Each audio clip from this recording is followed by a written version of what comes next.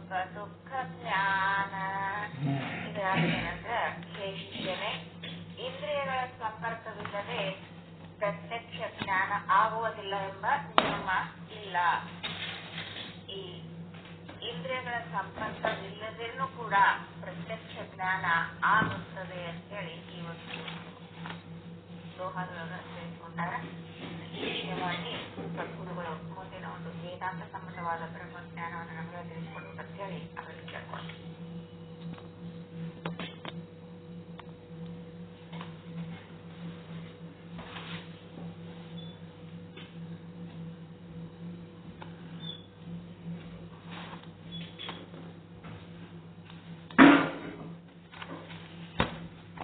ಓಂ ಸದ್ಗುರು ಶ್ರೀ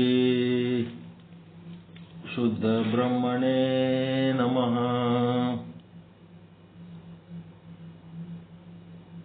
ಸಮಸ್ತ ಶುದ್ಧ ಬ್ರಹ್ಮ ಸ್ವರೂಪರಲ್ಲಿ ಅನಂತ ಅನಂತ ಪ್ರಣಾಮಗಳು. ಸೋಮವಾರದಿಂದ ಶನಿವಾರದವರೆಗೆ ಬೆಳಗಿನ ಪಾಠ ವಿಚಾರ ಸಾಗರ ಇರ್ತದೆ. ಮತ್ತೆ ರಾತ್ರಿ ಪಾಠ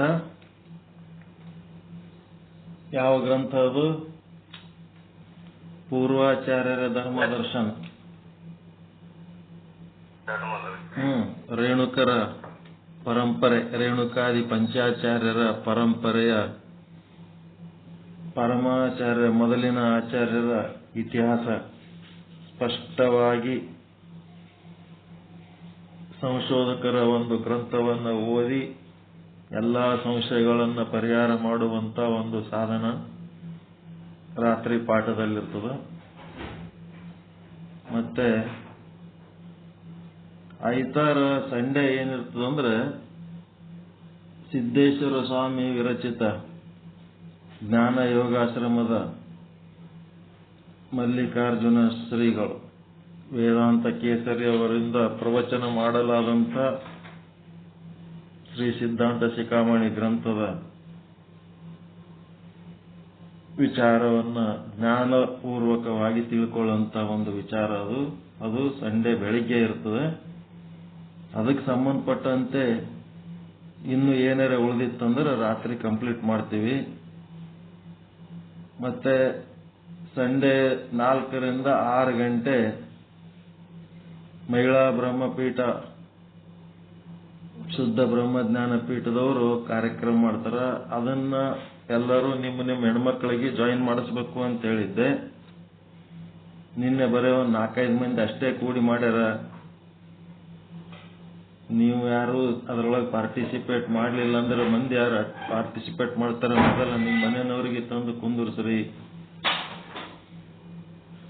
ಆಮೇಲೆ ಸೋಮವಾರ ದಿವಸ 4 ರಿಂದ 6 ಸಿದ್ಧಾಂತ ಶಿಖಾಮಣಿ ನಮ್ಮ ಪತ್ರಪ್ಪ ಅಂಗಡಿ, ಚಚ್ಡಿ ಈಶ್ವರ್ ಅವರು ಮತ್ತೆ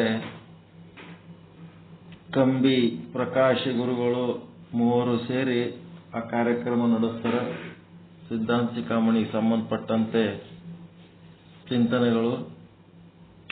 ಆದರೆ ನಿನ್ನೆ ನಿರೂಪಣೆ ಮಾಡುವಾಗ ಇದು ಯಾಕೆ ಹೇಳಕತ್ತೀನಿ ಅಂತಂದ್ರೆ ಸಂಡೇ ರಾತ್ರಿ ಬೆಳಿಗ್ಗೆ ಮಾಡಿದ ಸಿದ್ಧಾಂತ ಶಿಖಾಮಣಿಯ ಉಳಿದ ಭಾಗ ಸಂಡೇ ರಾತ್ರಿ ಮಾಡೋದಿರ್ತದೆ. ಅದ್ರ ಬದಲಿ ಪೂರ್ವಾಚಾರ್ಯರ ಧರ್ಮದರ್ಶನ ಅಂತ ಅನೌನ್ಸ್ ಮಾಡಿದ್ರಿ.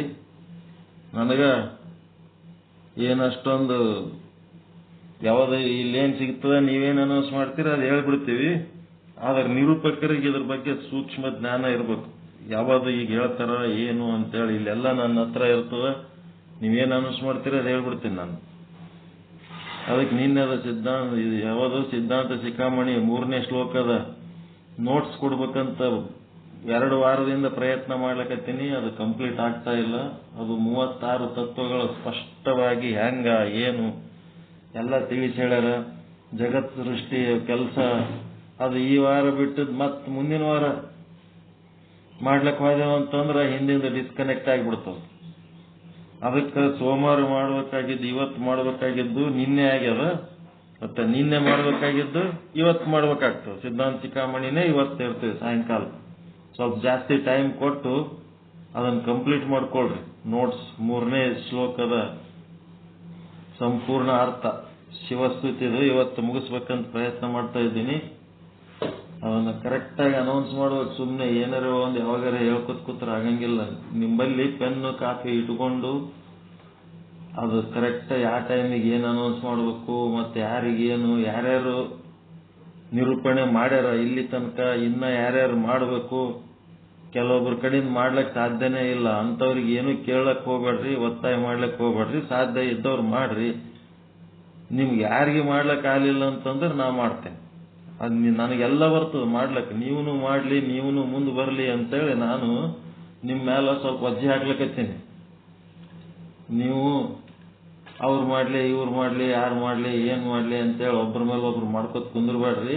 ನಾ ಮಾಡ್ತೀನಿ ಅಂತೇಳಿ ಮುಂದೆ ಬಂದು ಯಾರ ಕಡೆಯಿಂದ ಮಾಡ್ಲಿಕ್ಕೆ ಸಾಧ್ಯ ಅದ ಅದೇನು ಲೀಸ್ಟ್ ಇಟ್ಕೊಂಡು ಎಲ್ಲರದು ಸಮಯ ಇವತ್ತು ಎಷ್ಟು ಮಂದಿ ಮಾತಾಡ್ಯಾರ ಅಷ್ಟು ಮಂದಿ ಬಿಡಬೇಕು. ಮತ್ತೆ ಮರುದಿನ ಮಾತಾಡ್ಲಿಕ್ಕೆ ಚಾನ್ಸಸ್ ಸಿಗ್ಲಾರ್ದವ್ರಿಗೆ ಮತ್ತೆ ಮಾತಾಡ್ಲಿಕ್ಕೆ ಕೊಡ್ಬೇಕು. ಎಲ್ಲರಿಗೆ ಎಲ್ಲ ಬರಬೇಕು ಅನ್ನೋಂಥದ್ದೇ ಒಂದು ನಮ್ಮ ಉದ್ದೇಶ. ಎಲ್ಲ ಬರಬೇಕು ಅಂತಂದ್ರೆ ಅದಕ್ಕೊಂದು ಪದ್ಧತಿ ಪ್ರಕಾರ ಪ್ರಾಕ್ಟೀಸ್ ಮಾಡಿ ಬರಬೇಕು. ಸುಮ್ಮನೆ ನಾನು ನನಗೆ ಬಂದಂಗೆ ಹಾಡ್ತೀನಿ, ನನಗೆ ಬಂದಂಗೆ ಹೇಳ್ತೀನಿ ಅಂತಂದ್ರೆ ಅಲ್ಲಿ ಪರಿಣಾಮ ಆಗಂಗಿಲ್ಲ. ಇದು ರೆಕಾರ್ಡ್ ಆಗಿ ಬಹಳ ಸಾವಿರಾರು ಜನರಿಗೆ ಹೋಗ್ತದೆ, ಸುಮಾರು 8-10 ಸಾವಿರ ಜನರಿಗೆ ಹೋಗ್ತದೆ. ಇದು ನಿಮಗೆ ಬಂದಂಗೆ ಮಾಡಕ್ಕಲ್ಲದು. ಅಲ್ಲಿ ಏನು ಮಾಡಬೇಕು ಅದರಂಗ ಇದು ಮಾಡಬೇಕು, ಪ್ರಾಕ್ಟೀಸ್ ಮಾಡಬೇಕು, ರೂಢಿ ಮಾಡ್ಕೋಬೇಕು. ಒಟ್ಟ ಕ್ವಾಲಿಟಿ ಡೌನ್ ಆಗಿಬಿಡ್ತದೆ ಮನ್ಸಿಗೆ ಬಂದಂಗೆ ಮಾಡಿದರು. ಅದಕ್ಕೆ ಕ್ವಾಲಿಟಿ ಮೇಂಟೈನ್ ಮಾಡೋದನ್ನು ಎಲ್ಲರದು ಜವಾಬ್ದಾರಿ ಅದು.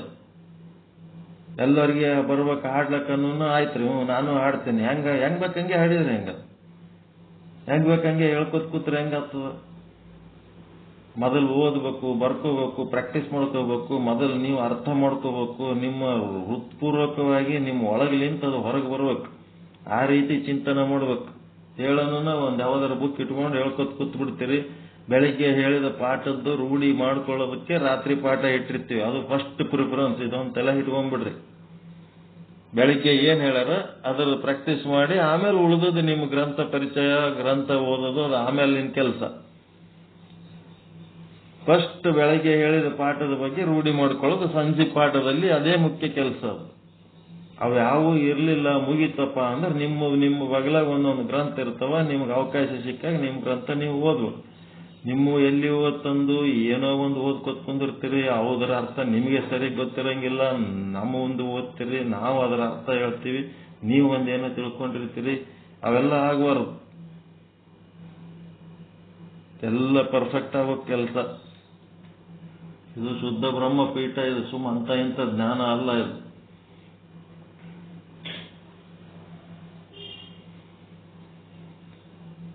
ಇವಾಗ ಶ್ರೀ ವಿಚಾರ ಸಾಗರ ಸಾಧು ನಿಶ್ಚಲ್ ದಾಸ್ಜಿಯವರ ಕೃತಿ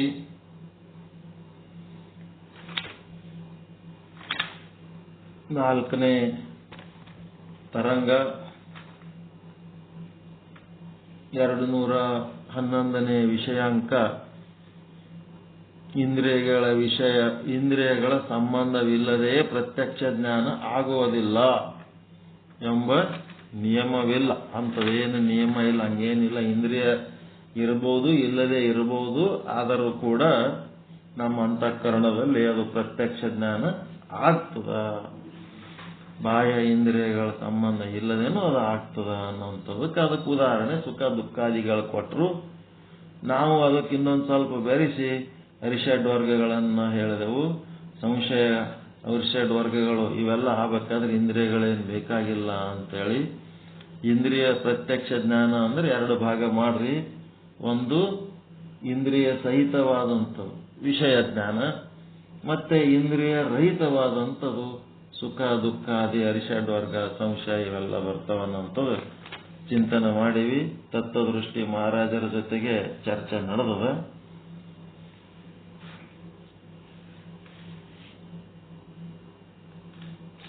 ಈಗ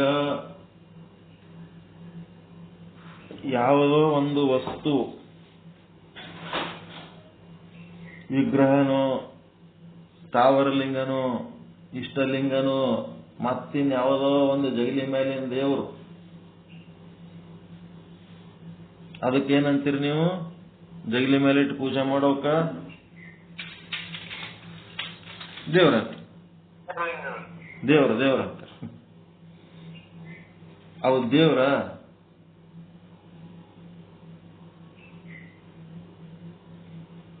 ನೀವು ಪೂಜೆ ಮಾಡ್ಲಕತ್ತಿದ ದೇವ್ರ? ಯಾರ ಗುರುಗಳು ದೊಡ್ಡವರು ಮಹಾತ್ಮರು ಸಿಕ್ಕರಂದ್ರೆ ದೇವ್ರಂತೀರ. ಮನುಷ್ಯರಿಗೆ ದೇವ್ರಂತೀರಿ, ಕಲ್ಲಮಣಿ ದೇವ್ರಂತೀರಿ, ಕಂಚು ಲೋಹ ಹಿತ್ತಾಳೆ ಕಟ್ಟಿಗೆ ಮೂರ್ತಿಗಳಿಗೆ ದೇವ್ರಂತೀರಿ. ಅವು ದೇವ್ರೇನು? ಅಲ್ಲ. ಈಗ ಅಲ್ಲಿ ಏನದ ಅಂತಂದ್ರೆ ಇದೇ ತಿಳ್ಕೋಬೇಕು, ಹೆಂಗ ಇದನ್ನು ಬಿಡಿಸ್ಬೇಕು. ಈಗೊಂದು ಕಲ್ಲದಪ್ಪ, ಈಗೊಂದು ಕಲ್ಲದ, ಆ ಕಲ್ಲಿಗೆ ನೀವು ದೇವರಂತೀರಿ ಅಂತಂದ್ರೆ ಕಲ್ಲಿನಲ್ಲಿ ದೇವರು ಇದ್ದಾನೆ, ಕಲ್ಲಿನೊಳಗ ದೇವರು ಇದ್ದಾನೆ. ಅದಕ್ಕೆ ನೀವು ಕಲ್ಲಿಗೆ ಪೂಜೆ ಯಾವಾಗ ಸಿಕ್ಕ ತಗೊಂಡು ಪೂಜೆ ಮಾಡ್ತೀರಿ. ಗಿಡ, ಮರ, ನದಿ, ಗುದ್ದಲಿ, ಕೊಡಲಿ, ಖಡ್ಗ ಎಲ್ಲಾನು ಪೂಜೆ ಮಾಡ್ತೀರಿ ನೀವು. ಎಲ್ಲದರೊಳಗೂ ದೇವರದನಂತೆ ಪೂಜೆ ಮಾಡ್ತೀರಿ. ಎಲ್ಲಾನು ದೇವರತ್ತೆ ಪೂಜೆ ಮಾಡ್ತೀರಿ. ಎಲ್ಲದರೊಳಗೂ ದೇವರದನ, ಅಣುರೇಣು ತೃಣ ಕಾಷ್ಟದೊಳಗೆ ದೇವರದನಂತೆ ಪೂಜೆ ಮಾಡ್ತೀರಿ. ಆ ಪೂಜೆ ಮಾಡಾಗ ಹೆಂಗಿರ್ತದ ಅಂತಂದ್ರ ಕಲ್ಲಿನೊಳಗೆ ದೇವರದನ ಅಂತಂದ್ರ ಕಲ್ಲೊಳಗೆ ಅಷ್ಟೇ ಅದನೆ ದೇವರು. ದೇವರಂದ್ರ ಕಲ್ಲಿನೊಳಗೆ ಅಷ್ಟೇ ಅದನ, ದೇಹದೊಳಗೆ ಅಷ್ಟೇ ಅದನ. ಯಾವುದರ ದೇಹದೊಳಗೆ ದೇವರ ದೇಹದೊಳಗೆ ಅಷ್ಟೇ ಅದನ. ಈಗ ಏನಾಗಬೇಕಾಗ್ಯದಪ್ಪ, ಕಲ್ಯಾಣಪ್ಪವರು ದೇವರಪ್ಪ ಅಂತಂದ್ರೆ ಈಗ ಕಲ್ಯಾಣಪ್ಪರ ಒಳಗ ಆಟೆ ದೇವರದ ನೀನು. ಇದನ್ನ ಬಿಡಿಸ್ಬೇಕಲ್ಲ. ಈಗ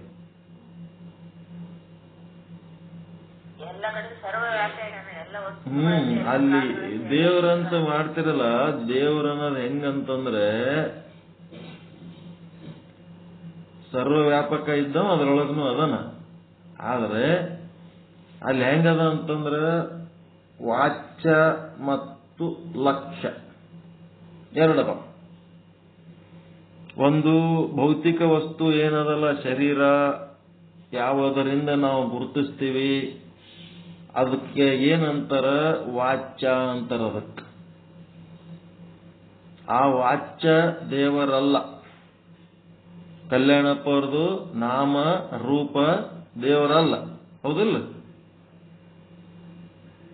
ಒಂದು ಕಲ್ಲಿನ ಒಂದು ನಾಮರೂಪ ದೇವರಲ್ಲ. ಒಬ್ಬ ಮನುಷ್ಯಂದು ನಾಮರೂಪ ದೇವರಲ್ಲ. ಅದೇನದ? ವಾಚ್ಯ.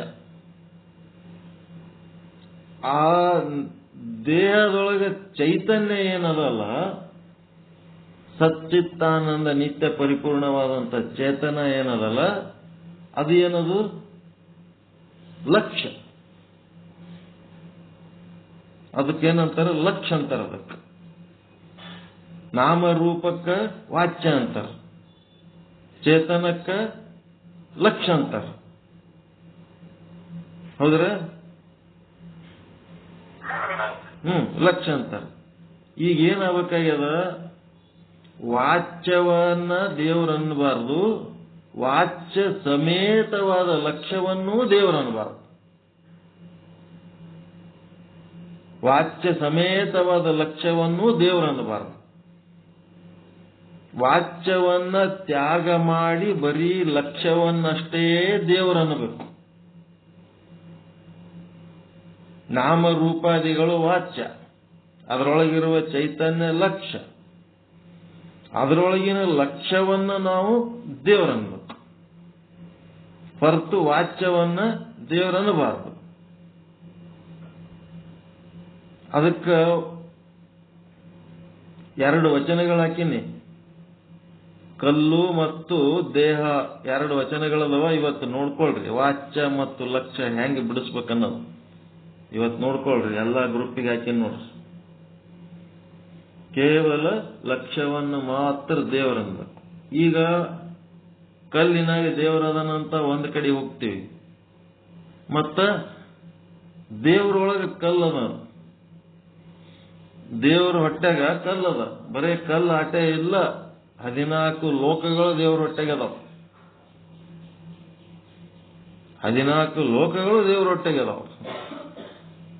ಆ ಲೋಕಗಳನ್ನ ನಾವು ವಾಚ್ಯ ಅಂತ ಮಾಡಿಕೊಂಡು ಆ ದೇವರ ಹೊಟ್ಟೆಗಿಂದ ಅದು ವಾಚ್ಯ ಬಿಟ್ಟು ಕೇವಲ ದೇವರ ಹೊಟ್ಟೆಯನ್ನು ನೋಡಿದ್ರೆ ಅದು ಲಕ್ಷ್ಯ, ಅದು ದೇವರು.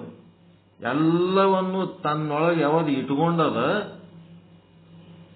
ಅದು ಲಕ್ಷ್ಯ, ಅದರೊಳಗೇನು ಆದ ಅದು ವಾಚ್ಯ.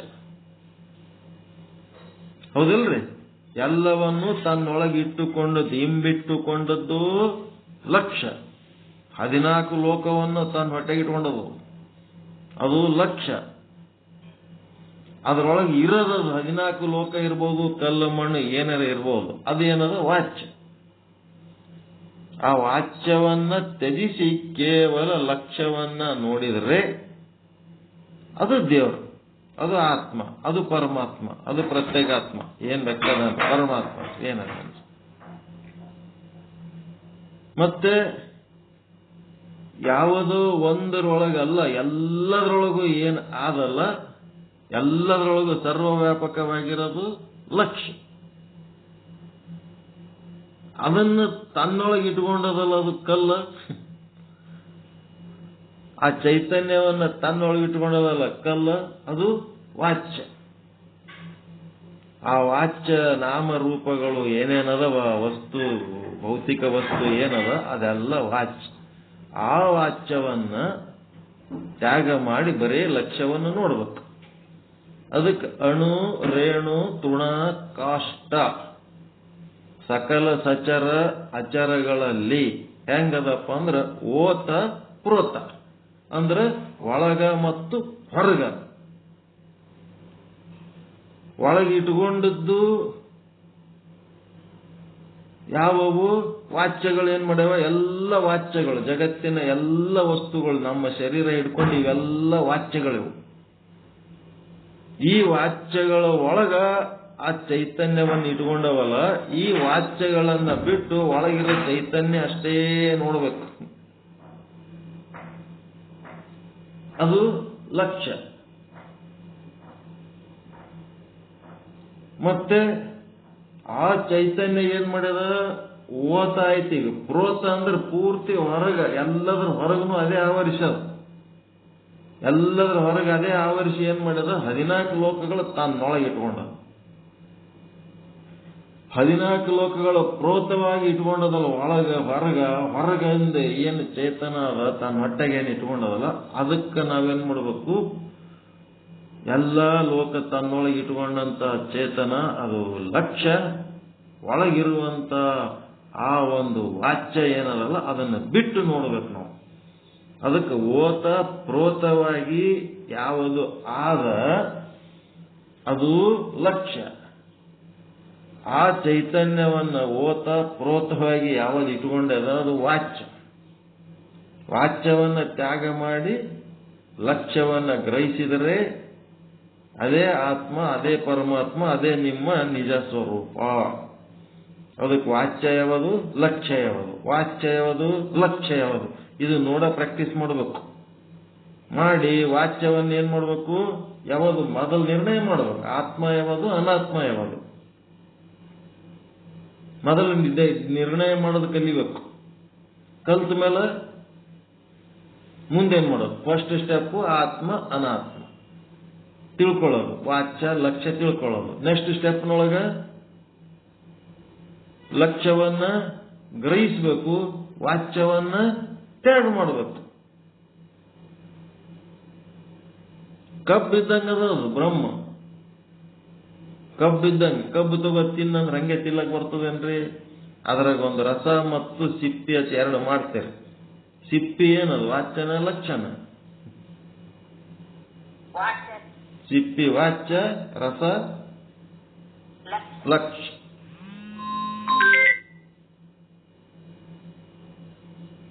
ಸಿಪ್ಪಿ ವಾಚ್ಯ ರಸ ಲಕ್ಷ್ಯ. ಅದಕ್ಕೆ ಸಿಪ್ಪಿಯನ್ನ ತ್ಯಾಗ ಮಾಡಿ ಭಾಗತ್ಯಾಗ ಲಕ್ಷಣದಿಂದ ಸಿಪ್ಪಿಯನ್ನ ತ್ಯಾಗ ಮಾಡಿ ಏನ್ ಮಾಡ್ತೀರಿ? ರಸವನ್ನ ಲಕ್ಷ್ಯವನ್ನ ಮಾತ್ರ ಗ್ರಹಿಸ್ತೀರಿ. ಕಬ್ಬಿನೊಳಗ ರಸ ಅದ, ಅದೇ ರೀತಿ ದೇಹದೊಳಗ ಚೈತನ್ಯ ಅದ.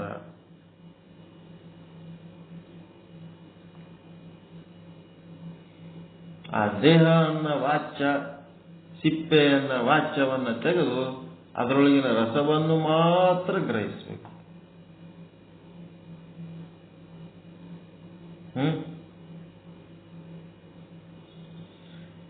ಈ ರೀತಿ ಮಾಡಿಕೊಂಡು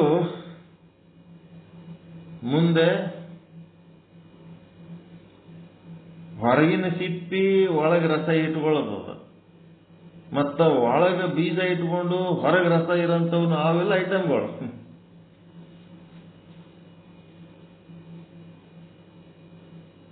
ಹೊರಗಿಂದು ಒಳಗಿಂದು ತ್ಯಾಗ ಮಾಡೋದು, ಒಳಗಿಂದ ತ್ಯಾಗ ಮಾಡಿ ಹೊರಗಿಂದ ತಿನ್ನೋದು, ಹೊರಗಿಂದ ತ್ಯಾಗ ಮಾಡಿ ಒಳಗಿಂದ ತಿನ್ನೋದು. ಹೊಸ ರೀತಿ ಹಣ್ಣುಗಳು ಅದಾವಲ್ರಿ, ಖಜೂರಿ ಅಂತವೆಲ್ಲ ಏನ್ ಮಾಡ್ತೀರಿ? ಒಳಗಿನ ಬೀಜ ವಾಚ್ಯ, ಅದರ ಮ್ಯಾಲಿರಂತ ತಿರುಳು ಪಲ್ಪು ಲಕ್ಷ್ಯ. ಆ ಒಳಗಿನ ಬೀಜ ತೆಗೆದು ಮ್ಯಾಲಿಂದ ತಿಂತೀರಿ. ಮಾವಿನ ಹಣ್ಣು ಹೆಂಗದ? ಹೊರಗಿನ ಸಿಪ್ಪಿನೂ ತೆಗಿಬೇಕು, ಒಳಗಿನ ಬೀಜನೂ ತೆಗಿಬೇಕು, ಮಧ್ಯದಲ್ಲಿ ಅದ ಪಲ್ಪ್. ಓಸು ರೀತಿ ಅದಾವ. ಹಂಗ ಇಲ್ಲೇನದ? ವಾಚ್ಯ ಮತ್ತು ಲಕ್ಷ್ಯಗಳನ್ನ ಈ ಒಳಗಿಂದ ಬೀಜ ಹೊರಗಿನ ಸಿಪ್ಪೆ ಅವೆಲ್ಲ ಏನು? ವಾಚ್ಯ. ಮಧ್ಯದಲ್ಲಿರೋ ತಿರುಳು ಲಕ್ಷ್ಯ. ಹಿಂಗೆಲ್ಲ ನಾವು ತಿಳ್ಕೊಂಡು ಮಾಡಬೇಕಾಗ್ತದೆ. ವಾಚ್ಯ ಲಕ್ಷ್ಯಗಳನ್ನು ಬೇರ್ಪಡಿಸಿ ಪ್ರತಿಯೊಂದು ವಸ್ತುವಿನಲ್ಲಿ ಪರಮಾತ್ಮನನ್ನ ನೋಡುವಂತ ಒಂದು ಕೌಶಲ್ಯ ಬೆಳೆಸೋದ್ರ ಸಲುವಾಗಿ ಇದು ಹೇಳಕತ್ತೀನಿ ನಾನು. ನೀವು ಲಿಂಗ ಪೂಜೆ ಮಾಡ್ಲಕತ್ತೀರಿ, ಕುಂತು ಪೂಜೆ ಮಾಡ್ಕೊಳಕತ್ತೀರಿ, ಆಯ್ತು. ಲಿಂಗ ಪೂಜೆ ಒಳಗ ಅಲ್ಲಿ ಭೌತಿಕ ಜಡ ಪದಾರ್ಥ ಪೃಥ್ವಿಗೆ ಹುಟ್ಟಿದ್ದು ಲಿಂಗ ಅಂತ ಯಾರು? ಪ್ರಭುದೇವರು. ಆ ಪೃಥ್ವಿ ತತ್ವ ಏನದ? ಅದೇನದ? ಅದು ವಾಚ್ಯನ ಲಕ್ಷಣ. ನಿಮ್ಮ ಇಷ್ಟಲಿಂಗದೊಳಗಿರುವ ಪೃಥ್ವಿ ತತ್ವ ವಾಚ್ಯ ಅದ. ಎಲ್ಲಾ ಕಡೆ ತುಂಬಿ ತುಳುಕ್ತಾ ಇರುವಂತ ಪರಮಾತ್ಮ ನಿಮ್ಮ ಇಷ್ಟಲಿಂಗದಾಗ ಇರ್ಲಾರ್ದ ಇರ್ತಾನೇನು? ಅದನಂದ್ಮೇಲೆ ಆ ಚೈತನ್ಯನೇ ನಿಮ್ಮ ಲಕ್ಷ್ಯ. ನಿಮ್ಮ ಲಕ್ಷ್ಯ ಆ ಚೈತನ್ಯದತ್ತ ಇರಬೇಕು. ವಿಧಾನಸೌಧದೊಳಗೆ ಮುಖ್ಯಮಂತ್ರಿ ಇರ್ತಾನೆ, ಪಾರ್ಲಿಮೆಂಟಿನೊಳಗೆ ಪ್ರಧಾನ ಮಂತ್ರಿ ಇರ್ತಾನೆ. ಆ ಪಾರ್ಲಿಮೆಂಟ್ ಬಿಲ್ಡಿಂಗ್, ವಿಧಾನಸೌಧ ಬಿಲ್ಡಿಂಗ್ ನಮ್ಮದು ವಾಚ್ಯನ ಲಕ್ಷಣ. ವಾಚ್ಯ. ಪಾರ್ಲಿಮೆಂಟಿಗೆ ಹೋದ ಕೂಡ್ಲೇನೆ ಪ್ರಧಾನ ಮಂತ್ರಿ ಬಂದ್ಬಿಡ್ತಾನೇನು? ವಿಧಾನಸೌಧಕ್ಕೆ ಹೋಗೋಣ ಮುಖ್ಯಮಂತ್ರಿ ಸಿಕ್ಕೇ ಬಿಡ್ತಾನ? ನಮ್ಮ ಲಕ್ಷ್ಯ ಎಲ್ಲದ? ಒಳಗದ. ಒಳಗಿರೋ ಮುಖ್ಯಮಂತ್ರಿ ಕಡೆ ಅದ. CM ಬಲ್ಲಿ ಹೋಗ್ಬೇಕಾಗಿತ್ತು, ಒಂದು ಕೆಲಸ ಇತ್ತು ಅಂತಂದ್ರ ಟೈಮ್ ಆಗಿ ಅದು ಬೇರೆ ಬೇರೆ ರೀತಿಯಾಗಿ ಕರಿತಿರ್ತಾರ. ಅವಾಗ ನಿಮಗೆ ವಿಧಾನಸೌಧ ನೋಡ್ಬೇಕು ಅನ್ನಿಸ್ತಿರ್ತದ, CM ಬಲ್ಲಿ ಹೋಗ್ಬೇಕು ಅನ್ನಿಸ್ತಿರ್ತದ. ನಿಮ್ ಲಕ್ಷ್ಯ ಎಲ್ಲಿರ್ತದ? ಹಂಗಿರ್ಬೇಕು. ಒಳಗಿರುವ CM ಬೆಟ್ಟೆ ಎಲ್ಲಕ್ಕೆ ಹೋಲಕತ್ತೀವಿ.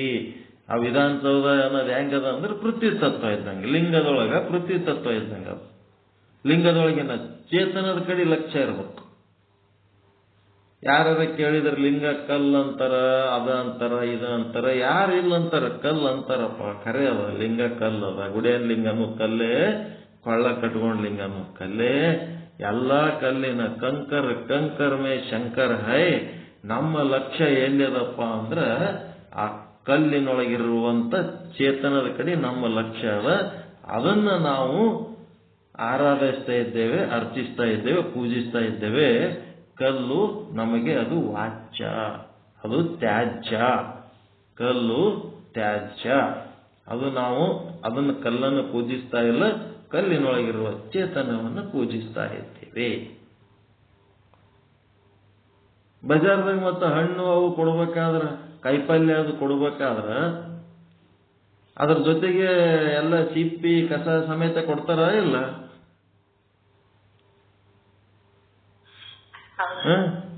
ಎರಡು ಕೈ ಚೀಲ ಕಾಯಿಪಲ್ಯ ತರ್ತೀರಿ, ಅದೆಲ್ಲ ಒಟ್ಟು ಸೋಚಿದ್ರೆ ಒಂದು ಕೈ ಚೀಲ ಆಗ್ಬಿಡ್ತು. ಹಣ್ಣು ತಗೊಂಡ್ಬರ್ತೀರಿ, ಅದ್ರೊಳಗಿಂದ ರಸ ತಿಂದ ಮೇಲೆ ರಸ ಚಾರಣೆ, ಕಸ ಬಾರಣೆ, ಒಯ್ದು ಚೆಲ್ಲಿ ಬರ್ತೀರಿ ಕಸ. ಹಾಗಿಲ್ಲಿ ಲಿಂಗ ಏನದ, ಕಸ ರಸ ಎರಡು ಕಲ್ತದ್ದು.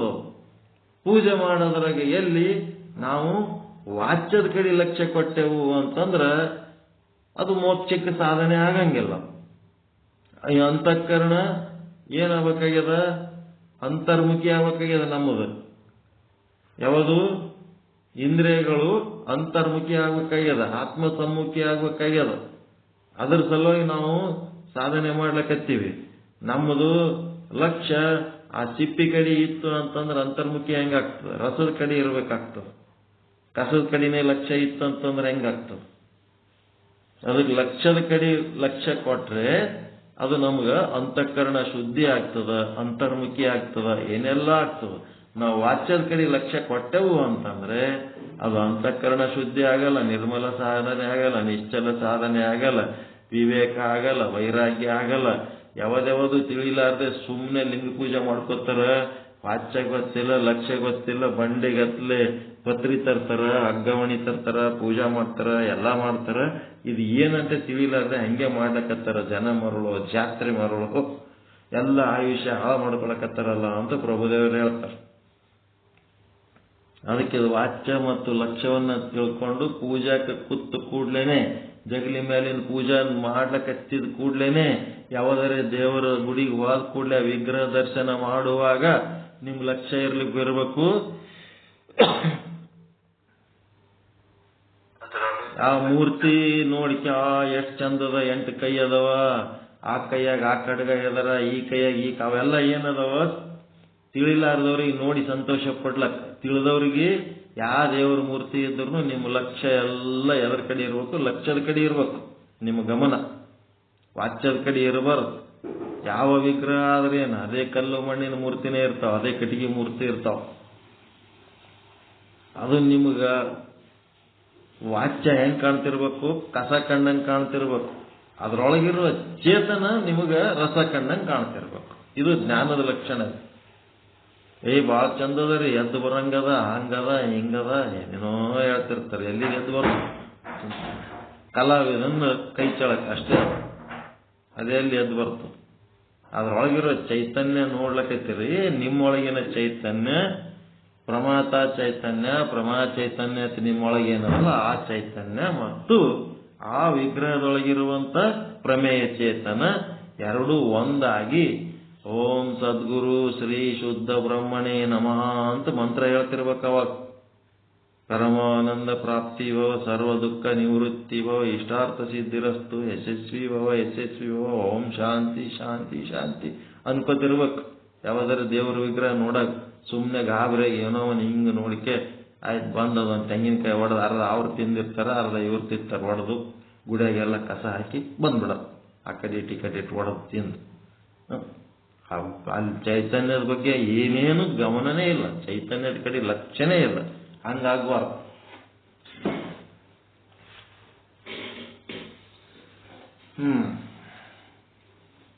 ಎಲ್ಲ ಮುಂದಿದು 5ನೇ ತರಂಗದಾಗ ಬಹಳ ಪ್ರಾಕ್ಟೀಸ್ ಮಾಡಿಸ್ತಾರೆ ಇವೆಲ್ಲ.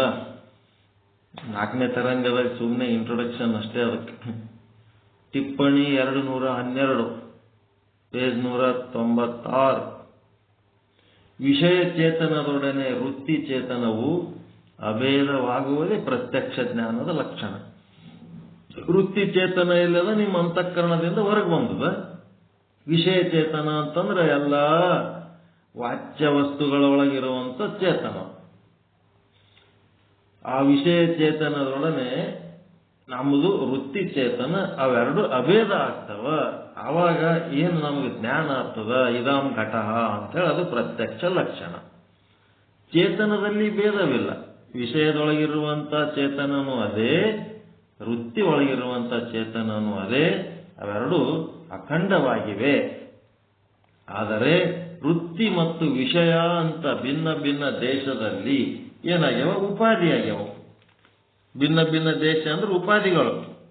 ವೃತ್ತಿ ಒಂದು ಉಪಾಧಿ, ಆ ವಿಷಯ ವಸ್ತು ಪ್ರಮೇಯ ವಸ್ತು ಒಂದು ಉಪಾಧಿ. ಆ ಉಪಾಧಿಗಳಾದ ಕಾರಣ, ಎರಡು ಉಪಾಧಿಗಳಲ್ಲಿರುವ ಕಾರಣ ಅದು ಭೇದ ಅಂತ ಆಗ್ತದ.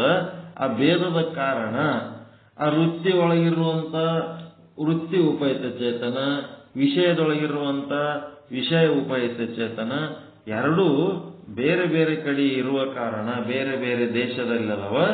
ಅದಕ್ಕೆ ಅದು ಏನಾಗ್ಲಿಕ್ಕತ್ತದ? ಉಪಾಧಿಗಳ ಕಾರಣ, ಸೋಪಾಧಿಕವಾದ ಕಾರಣ ಅವು ಏನಾಗ್ಲಿಕ್ಕತ್ತವ? ಅವು ಬ್ಯಾರೆ ಅನ್ಲಕತ್ತವ. ಈಗ ಸಮುದ್ರ ನೀರು ಒಂದೇ ಅದ, ಅದೇ ನೀರು ಮೋಡದ ಮೂಲಕ ಬಂದು ಕೆರೆಯಾಗ ಬಿದ್ದದ, ಕೆರೆ ನೀರು ಅನಿಸ್ಕೊಂಡದ, ನದಿಯಾಗ ಬಿದ್ದು ನದಿ ನೀರು ಅನಿಸ್ಕೊಂಡದ, ಹಳ್ಳದಾಗ ಬಿದ್ದು ಹಳ್ಳದ ನೀರು ಅನಿಸ್ಕೊಂಡದ, ಮನೆಯೊಳಗ ಬಂದು ಕುಡಿಯ ನೀರು ಅನಿಸ್ಕೊಂಡದ. ನೀರು ಒಂದೇ, ನೀರ್ನಾಗ ಏನು ವ್ಯತ್ಯಾಸ ಇಲ್ಲ. ನೀರು ಚೆಲ್ಲಿದ್ರೆ ಸೀದಾ ಸಮುದ್ರ ದಾರಿ ಹಿಡದೆ ಹೋಗ್ತದ. ಹನಿ ಚಲಿಸ್ಲಕತ್ತಿ ಬಿಡ್ತದ. ಚಲಿಸಿ ಚಲಿಸಿ ಸಮುದ್ರ ಯಾಕಡೆದ ಇಳಿಜಾರಿದ್ದ ಪ್ರದೇಶದ ಕಡೆ ಹೋಗಿ ಕಡೆಗೆ ಯಾವಾದರೆ ನಾಲಿ ಒಳಗೆ ಸೇರಿ, ಹಳ್ಳದಾಗಿ ಸೇರಿ, ನದಿಯಾಗಿ ಹೋಗಿ ಸಮುದ್ರ ಸೇರ್ತದ. ಒಂದೇ ನೀರು. ಹಂಗ ಬೇರೆ ಬೇರೆ ದೇಶದಲ್ಲಿರುವುದಕ್ಕೆ ನಮಗೇನಾಗ್ತದ? ಅದರ ಜ್ಞಾನ ಆಗುವಂಗಿಲ್ಲ. ಯಾವಾಗ ಅಂತಃಕರಣ ವೃತ್ತಿಯು ವಿಷಯ ಚೇತನದೊಡನೆ ಅಭೇದವಾಗುತ್ತದೆಯೋ ಆವಾಗ ಪ್ರತ್ಯಕ್ಷ ಜ್ಞಾನವಾಗುತ್ತದೆ. ಈ ರೀತಿಯ ಅಭೇದಗಳು ಏನ್ ಮಾಡ್ಯಾರ? 3 ಪ್ರಕಾರ ಹೇಳ್ಯಾರ. ಹೆಂಗಪ್ಪ ಇದು ಹೆಂಗ ಅಭೇದ ಆಗ್ತದ? ಇದು ವೃತ್ತಿ ಚೇತನ ಮತ್ತ ವಿಷಯ ಚೇತನ ಅಭೇದ ಆದ್ರ ಪ್ರತ್ಯಕ್ಷ ಜ್ಞಾನ ಆಗ್ತದ. ಇದು ತಿಳ್ಕೊಂಡ್ಬಿಡ್ರಿ. ಇದು ಒಂದನೇದ್ ಬರ್ಕೋಬೇಕು. ಏನಂತ? ವಿಷಯ ಚೇತನದೊಡನೆ ವೃತ್ತಿ ಚೇತನವು ಅಭೇದವಾಗುವುದೇ ಪ್ರತ್ಯಕ್ಷ ಜ್ಞಾನ. ಇದು ಡೆಫಿನೇಷನ್. ಇದು ವಿಷಯ ಚೇತನದೊಡನೆ ವೃತ್ತಿ ಚೇತನವು ಅಭೇದವಾಗುವುದೇ ಪ್ರತ್ಯಕ್ಷ ಜ್ಞಾನ. ಇದು ಪ್ರತ್ಯಕ್ಷ ಜ್ಞಾನದ ಲಕ್ಷಣ. ಆ ವಿಷಯ ಚೇತನಗಳು ಹೊರಗವ ಎಲ್ಲೋ ಒಂದ್ ಕಡೆ.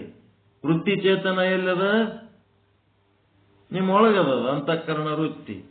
ಅದು ಹೋಗಿ ಆ ವಿಷಯ ಚೇತನಕ್ಕೆ ಸಂಬಂಧವಾಗಿ ಅದರದು ಆವರಣ ಭಂಗ ಆಗಿ ಎರಡೂ ಚೇತನಗಳು, ವಿಷಯ ಚೇತನ ಮತ್ತು ವೃತ್ತಿ ಚೇತನ ಎರಡೂ ಸಂಗಮ ಆಯ್ತು ಅಂತಂದ್ರೆ ಇದಾಮ್ ಘಟ ಅಂತ ಗೊತ್ತು. ಹಿಂಗ ಈಗ ಹೆಂಗ ಆಗ್ತದ? ಇಂದ್ರಿಯಗಳಿಲ್ಲದೇನೆ ಜ್ಞಾನ ಆಗ್ತದ ಎಲ್ಲ ಹೆಂಗ್ ಹೇಳ್ತೀವಿ. ಆದ್ರೂ ಒಂದು 3 ರೀತಿಯ ಪ್ರಯೋಗಗಳು ಹೆಂಗಾಗ್ತವ? ಇವು ಅಭೇದ ಹೆಂಗಾಗ್ತವ? ವಿಷಯ ಚೇತನ, ಇಂದ್ರಿಯ ಇವ್ಯಾವುದು ವೃತ್ತಿ ಚೇತನ ಎರಡು ಅಭೇದ ಹೆಂಗಾಗ್ತವ ಅನ್ನೋದು ಈಗ ಹೇಳ್ತಾರೆ ನೋಡ್ರಿ. ಇಂದ್ರಿಯ ದ್ವಾರ ಆಗುತ್ತದೆ. ಒಂದನೇದು ಪ್ರತ್ಯಕ್ಷ ಜ್ಞಾನವು ಇಂದ್ರಿಯ ದ್ವಾರ ಆಗುತ್ತದೆ. 1ನೇ ಪಾಯಿಂಟ್ ಇದು.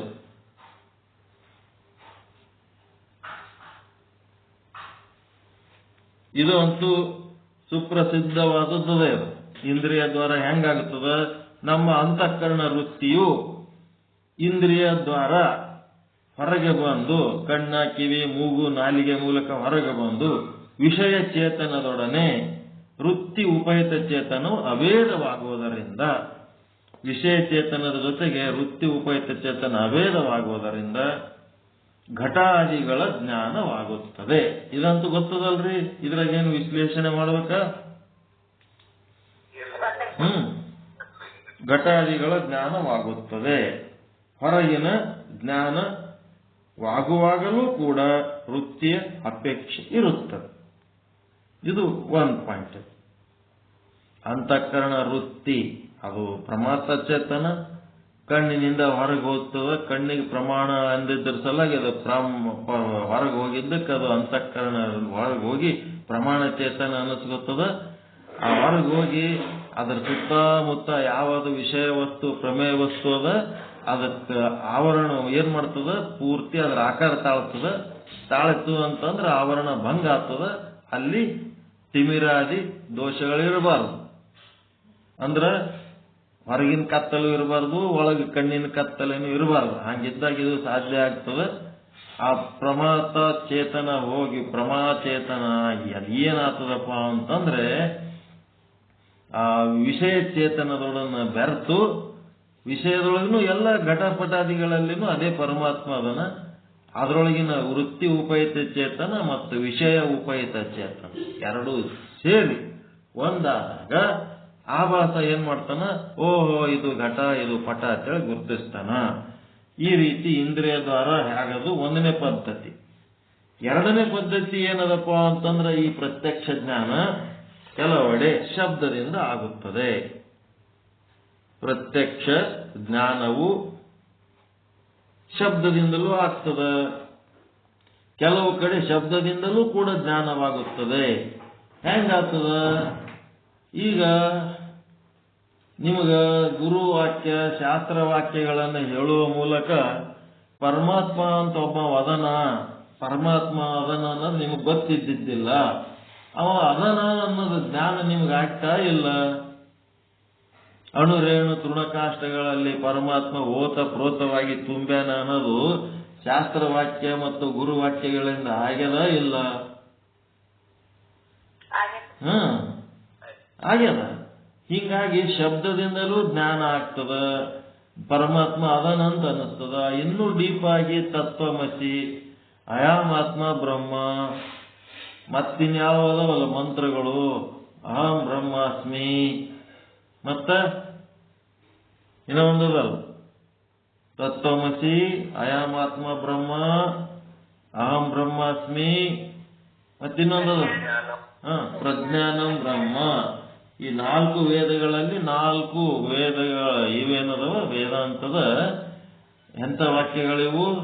ಮಹಾವಾಕ್ಯಗಳು.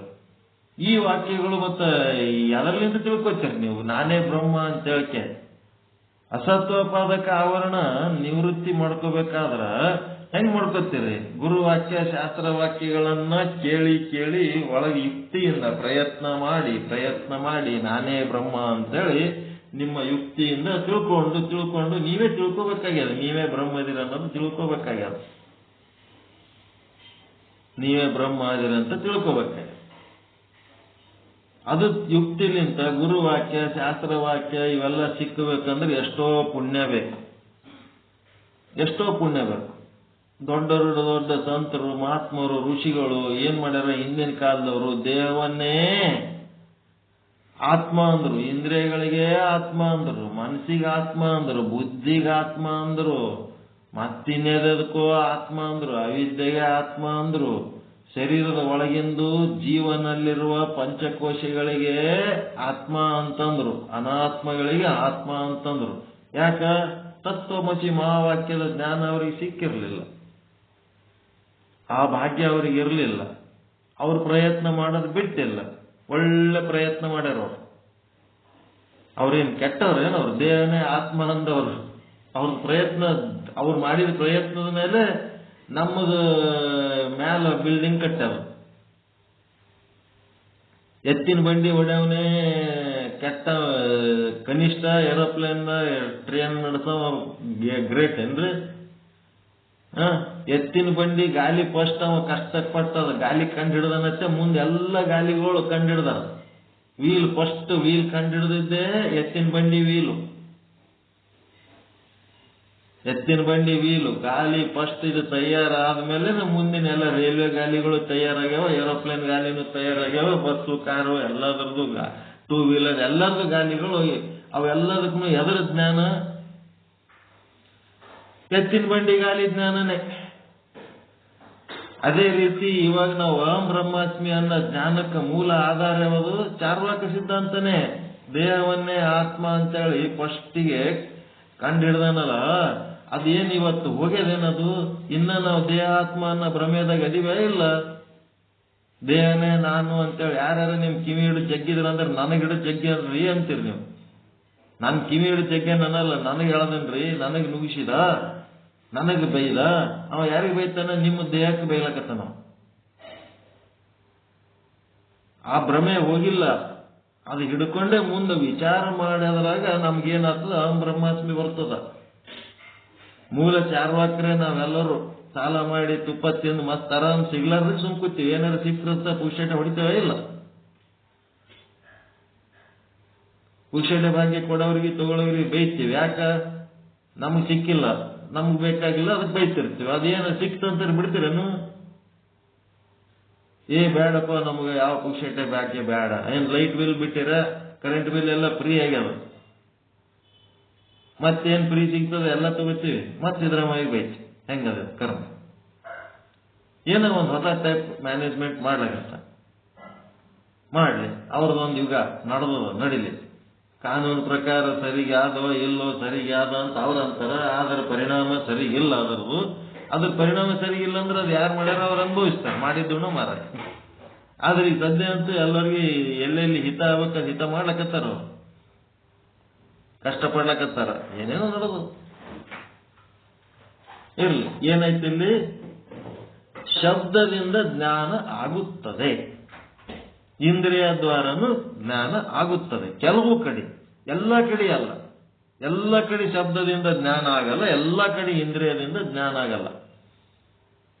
ಕೆಲವು ಕಡೆ ಪ್ರತ್ಯಕ್ಷ ಜ್ಞಾನವು ಇಂದ್ರಿಯ ದ್ವಾರ ಆಗುತ್ತದೆ. ಕೆಲವು ಕಡೆ ಪ್ರತ್ಯಕ್ಷ ಜ್ಞಾನವು ಅಂದ್ರೆ ಅಪರೋಕ್ಷ ಜ್ಞಾನವು ಶಬ್ದದ ಮೂಲಕ ಆಗುತ್ತದೆ. ಪರಮಾತ್ಮ ಅದನಂತೇಳಿ ಶಬ್ದಗಳನ್ನ, ಗುರುವಾಕ್ಯ ಶಾಸ್ತ್ರವಾಕ್ಯಗಳನ್ನು ಕೇಳಿ ನಂಬಿ ಪರಮಾತ್ಮ ಅಂತ ಒಬ್ಬ ಅದನ ಅಂತೇಳಿ ನಂಬೋದಕ್ಕ ನಮ್ ಗುರುಗಳು ಹೇಳ್ಯಾರ, ನಮ್ ಶಾಸ್ತ್ರ ಹಿಂಗೆ ಹೇಳ್ಯಾರ ಅಂತ ಹೇಳಿ ನಂಬ್ತಿರಲ್ಲ, ಆ ನಂಬಿದ್ದೇ ಏನದು? ಶಬ್ದ ಪ್ರಮಾಣ. ಶಬ್ದದ ಮೂಲಕ ನಂಬಿರಿ. ಇನ್ನೂ ಆಳವಾಗಿ ವಿಚಾರ ಮಾಡಿ ಯುಕ್ತಿಯ ಮೂಲಕ ನೀವು ಪ್ರಯತ್ನ ಮಾಡಿದಾಗ ಏನಾಗ್ತದ? ನಾನೇ ಬ್ರಹ್ಮ ಅನ್ನೋದು ಸಹಿತ ಅರ್ಥ ಆಗ್ತದ. ತತ್ವಮಸಿ ಮಹಾವಾಕ್ಯ, ತತ್ವಮಸ್ಯಾದಿ ಮಹಾವಾಕ್ಯಗಳ ಅರ್ಥಗಳನ್ನ ಶ್ರವಣ ಮನನ ನಿಧಿಧ್ಯಾಸನ ಮಾಡೋದ್ರಿಂದ ನಾನೇ ಬ್ರಹ್ಮದೀನಿ ಅನ್ನೋದು ಇದು ಅದರಿಂದ ಏನು ಯಾರು ತಂದು ಮುಂದಿಟ್ಟಾರೆ ನಿಮಗೆ ಇಂದ್ರಿಯ ಕಣ್ಣಿಗೆ ಕಾಣಂಗ ಇದು ನೀನೇ ಅದಿ ನೋಡಂತೇಳಿ? ಏನಿಲ್ಲ. ಮೊನ್ನೆ ಅವ್ರು ಎಷ್ಟು ಚಂದ ಇದು ಮಾಡಿದ್ರು. ಏನಪ್ಪ ಅಂದ್ರೆ ಕನ್ನಡಿ ಒಳಗ ಒಬ್ಬ ಹೆಣ್ಮಗಳ ಮುಖ ನೋಡ್ಕೊಳಕತ್ತಲ್ಲ, ಕನ್ನಡಿ ಹೊರಗೆ ಆಕಿ ಮುಖ ಅದ. ಕನ್ನಡಿ ಒಳಗಿನ ಮುಖ ಏನ್ ಮಾಡ್ಯಾನ ಕಲಾಕಾರ, ಇದನ್ನ ತಿಳಿಸಿ ಹೇಳ್ಬೇಕಂತೇಳಿ ಬ್ರಹ್ಮನ್ ಮುಖ ಇಟ್ಬಿಟ್ಟಾನ, ಒಂದು ಪರಮಾತ್ಮನ ಮುಖ ಇಟ್ಬಿಟ್ಟಾನ. ಅದಕ್ಕೆ ನಾವೇನಂತೀವಿ? ಪರಮಾತ್ಮನ ಮುಖ ಗಿರ್ಮತ್ ನಾವೆಲ್ಲ ಬೇಡ. ನೀವೇನ್ ಮಾಡ್ರಿ, ಜಗಲಿ ಮೇಲೆ ಎಷ್ಟೇ ದೇವ್ರಿರ್ಲಿ, ಆ ಜಗಲಿ ಮೇಲೆ ನಿಮ್ಮ ಮುಖ ನೋಡ್ಕೊಳ್ಳೋಷ್ಟು ಸೈಜಿಂದ ಒಂದು ಕನ್ನಡಿ ಇಡ್ರಿ. ನಿಮ್ಮ ಮುಖ ಕಾಣಂತದ್ದು ಒಂದು ಕನ್ನಡಿ ಇಟ್ಟರೆ ಸಾಕು. ಜಗಲಿ ಮೇಲೆ ನಿಮ್ಮ ವಿಗ್ರಹಗಳು ಎಷ್ಟರೇ ಇರ್ಲಿ, ಅವು ಇಲ್ಲದೇ ಇರ್ಲಿ, ಅವು ಏನಾರ ಇರ್ಲಿ, ನಿಮ್ಮ ಮುಖ ನೀವು ನೋಡ್ಕೊಂಡು ಏನ್ ಮಾಡ್ಬೇಕು? ಕನ್ನಡಿ ಒಳಗೆ ಮುಖ ನೋಡ್ಕೋಬೇಕು. ಮುಖ ನೋಡಿ ಆ ಮುಖ ಎಂಥದದು? ನಾಮ ರೂಪಗಳಿಂದ ಕೂಡಿದ್ದದು, ವಾಚ್ಯ ಸಹಿತ ಲಕ್ಷ್ಯ. ಅದಕ್ಕೇನ್ ಮಾಡ್ಬೇಕು? ಈ ವಾಚ್ಯವನ್ನ ತ್ಯಾಗ ಮಾಡಿ ಅಹಂ ಬ್ರಹ್ಮಾಸ್ಮಿ ಅನ್ಬೇಕು ಕನ್ನಡಿ ನೋಡ್ಕೊಂಡು. ಅದಕ್ಕೇನು ರೊಕ್ಕ ಬೇಕಾ ರೂಪಾಯಿ ಬೇಕಾ? ಕನ್ನಡ ನೋಡ್ಕೊಂಡು ಅಹಂ ಬ್ರಹ್ಮಾಸ್ಮಿ ಅನ್ಲಕ್ಕ. ವಾಚ್ಯ ತ್ಯಾಗ ಮಾಡಿ ಲಕ್ಷ್ಯ, ವಾಚ್ಯ ತ್ಯಾಗ ಮಾಡಬೇಕು. ಲಕ್ಷ್ಯ ಕೊಡಬೇಕು. ಅದ್ರೊಳಗಿರುವಂತ ಚೇತನ ಏನದಲ್ಲ, ನೀ ಅದಿ ಅಂತೇಳಿ ಇವು ಕಣ್ಣ ಬಡಿಲಕತ್ತವ, ಕಿವಿ ಕೇಳಿಸ್ಲಕತ್ತವ, ಮೂಗ ಮೂಸಿಸ್ಲಕತ್ತದ, ಇವೆಲ್ಲ ಓಷ್ಟು ಆಕ್ಟಿವಿಟೀಸ್ ನೀ ನದಿ ಅಂತ ನಡೆದದಪ್ಪ ಅಂತೇಳಿ ಆ ಚೈತನ್ಯವನ್ನ ನೆನೆಸಿ ಒಂದು ಧನ್ಯವಾದ ಹೇಳೋದ್ರ ಬದಲಿ ಅಹಂ ಬ್ರಹ್ಮಾಸ್ಮಿ ಹೇಳಿದ್ರೆ ಸಾಕು. ನಾ ಬ್ರಹ್ಮದೀನಿ ರೂಢಿ ಮಾಡ್ಕೋಬೇಕು. ನೀವು ಹೆಂಗೆ ಪ್ರಾಕ್ಟೀಸ್ ಮಾಡ್ತೀರಿ ಹಂಗಂಗೆ ನೀವು ಬ್ರಹ್ಮ ಆಗ್ತೀರಿ. ನಾವು ಜೀವದೀನಿ, ನಮ್ಮದು ಹಿಂಗದಪ್ಪ, ನಮ್ಮ ಮನೆ ಬರ ಹಿಂಗದ, ನಮ್ಗೆ ಅವೆಲ್ಲ ಹೆಂಗ್ ಸಾಧ್ಯ ಆಗ್ತದ, ನಮ್ಗೆ ಟೈಮ್ ಇಲ್ಲ, ನಮ್ಗೆ ಅಲ್ಲಿಗೆ ಹೋಗ್ಬೇಕು ಇಲ್ಲಿಗೆ ಹೋಗ್ಬೇಕು, ಆಯ್ತು ಅದೇ ಮಾಡ್ಕೊತ ತೋರಿ ಅಂತ ನಾವು ಬ್ರಹ್ಮ ಆಗಕ್ಕೆ ನಿಮಗೆ ವಾಚಿಕ ಪ್ರಾಕ್ಟೀಸು ಇಲ್ಲ, ಕಾಯಿಕ ಪ್ರಾಕ್ಟೀಸು ಇಲ್ಲ, ವೈಚಾರಿಕ ಪ್ರಾಕ್ಟೀಸು ಇಲ್ಲ ಅಂದ್ರೆ ಹೆಂಗ್ ಬ್ರಹ್ಮ ಆಗ್ತೀರಿ? ಬೇಕಲ್ಲ, ಪ್ರಾಕ್ಟೀಸ್ ಮಾಡ್ಬೇಕಲ್ಲ. ಕನ್ನಡಿ ನೋಡಿ ಮಾಡ್ಕೊಳ್ಳೋದು ಈಸಿ. ಅದು ಜಗಲಿ ಮೇಲೆ ಇಟ್ಟು ನೋಡ್ಬೇಕಂತ ಏನದು, ಎಲ್ಲಿ ಕನ್ನಡಿ ನೋಡ್ತೀರಿ ಅಲ್ಲಿ ಮುಖ ನೋಡಿದ ಕೂಡ್ಲೇನೆ ಅಹಂ ಬ್ರಹ್ಮಾಸ್ಮಿ ಅನ್ಬೇಕು. ಯಾರ್ಯಾರ ಫೋಟೋಕ್ ಹೋಗಿ ಸುಮ್ಮನೆ ಮುಟ್ಟಿ ನಮಸ್ಕಾರ ಮಾಡಿರ್ತಾರೆ, ಅಲ್ಲಿ ಯಾರು ಇಲ್ಲೇ ಇಲ್ಲ. ಫೋಟೋದಾಗ ಸತ್ತೋಗ್ಯ ಫೋಟೋ ಅವೆಲ್ಲ ಹಿಂದಿನ ಪುರಾಣ ಕಾಲದ ಯಾರ್ಯಾವ ಫೋಟೋಗಳು ತಗೊಂಡಕ್ಕೆ ಸುಖ ನಮಸ್ಕಾರ ಮಾಡ್ತೀರಿ. ಜೀವಂತ ಇರೋಂತ ಬಿಂಬದ ಪ್ರತಿಬಿಂಬ, ನಿಮ್ಮ ಪ್ರತಿಬಿಂಬದಕ್ಕಿಂತ ಶ್ರೇಷ್ಠವಾದಂತ ಯಾವ ಕ್ಯಾಲೆಂಡರ್ ಇಲ್ಲ, ಬರೆದಿಟ್ಕೊಂಡ್ಬಿಟ್ರಿ ನೀವು. ಯಾವ ದೇವರ ಕ್ಯಾಲೆಂಡರ್ಗಳು ನಿಮ್ಮ ಪ್ರತಿಬಿಂಬವನ್ನ ತೋರಿಸುವಂತ ಕನ್ನಡಿ ಒಳಗಿನ ನಿಮ್ಮ ಪ್ರತಿಬಿಂಬಕ್ಕಿಂತ ಶ್ರೇಷ್ಠವಾದ ಕ್ಯಾಲೆಂಡರ್ ಯಾವೂ ಇಲ್ಲ. ನಿಮ್ಮ ಪ್ರತಿಬಿಂಬ ನೀವು ನೋಡಿ ಅಹಂ ಬ್ರಹ್ಮಾಸ್ಮಿ ಅನ್ಕೊಂಡ್ರ ಅದಕ್ಕಿಂತ ದೊಡ್ಡ ಪ್ರಾಕ್ಟೀಸ್ ಮತ್ತೆ ಯಾವುದು ಅಲ್ಲ. ವಾಚ್ಯಗಳನ್ನ ತೆಗಿಬೇಕು, ನಾಮ ರೂಪಗಳು ತೆಗಿಬೇಕು, ಆಕಾರ ಏನೇನವ ಎಲ್ಲ ತೆಗೆದು ಇದ್ರೊಳಗೆ ಏನ್ ಆಕ್ಟಿವಿಟೀಸ್ ನಡೆದವ ಅದೆಲ್ಲ ಚೈತನ್ಯ ನಿನ್ಲಿಂತೆ ನಡೆದದಪ್ಪ, ಪರಮ ಚೇತನ ಪರಮಾತ್ಮ ಅಂತೇಳಿ ಆ ಪರಮಾತ್ಮನ ದರ್ಶನ ಮಾಡ್ಕೊಳ್ಳೋದು ಕಲಿಬೇಕು.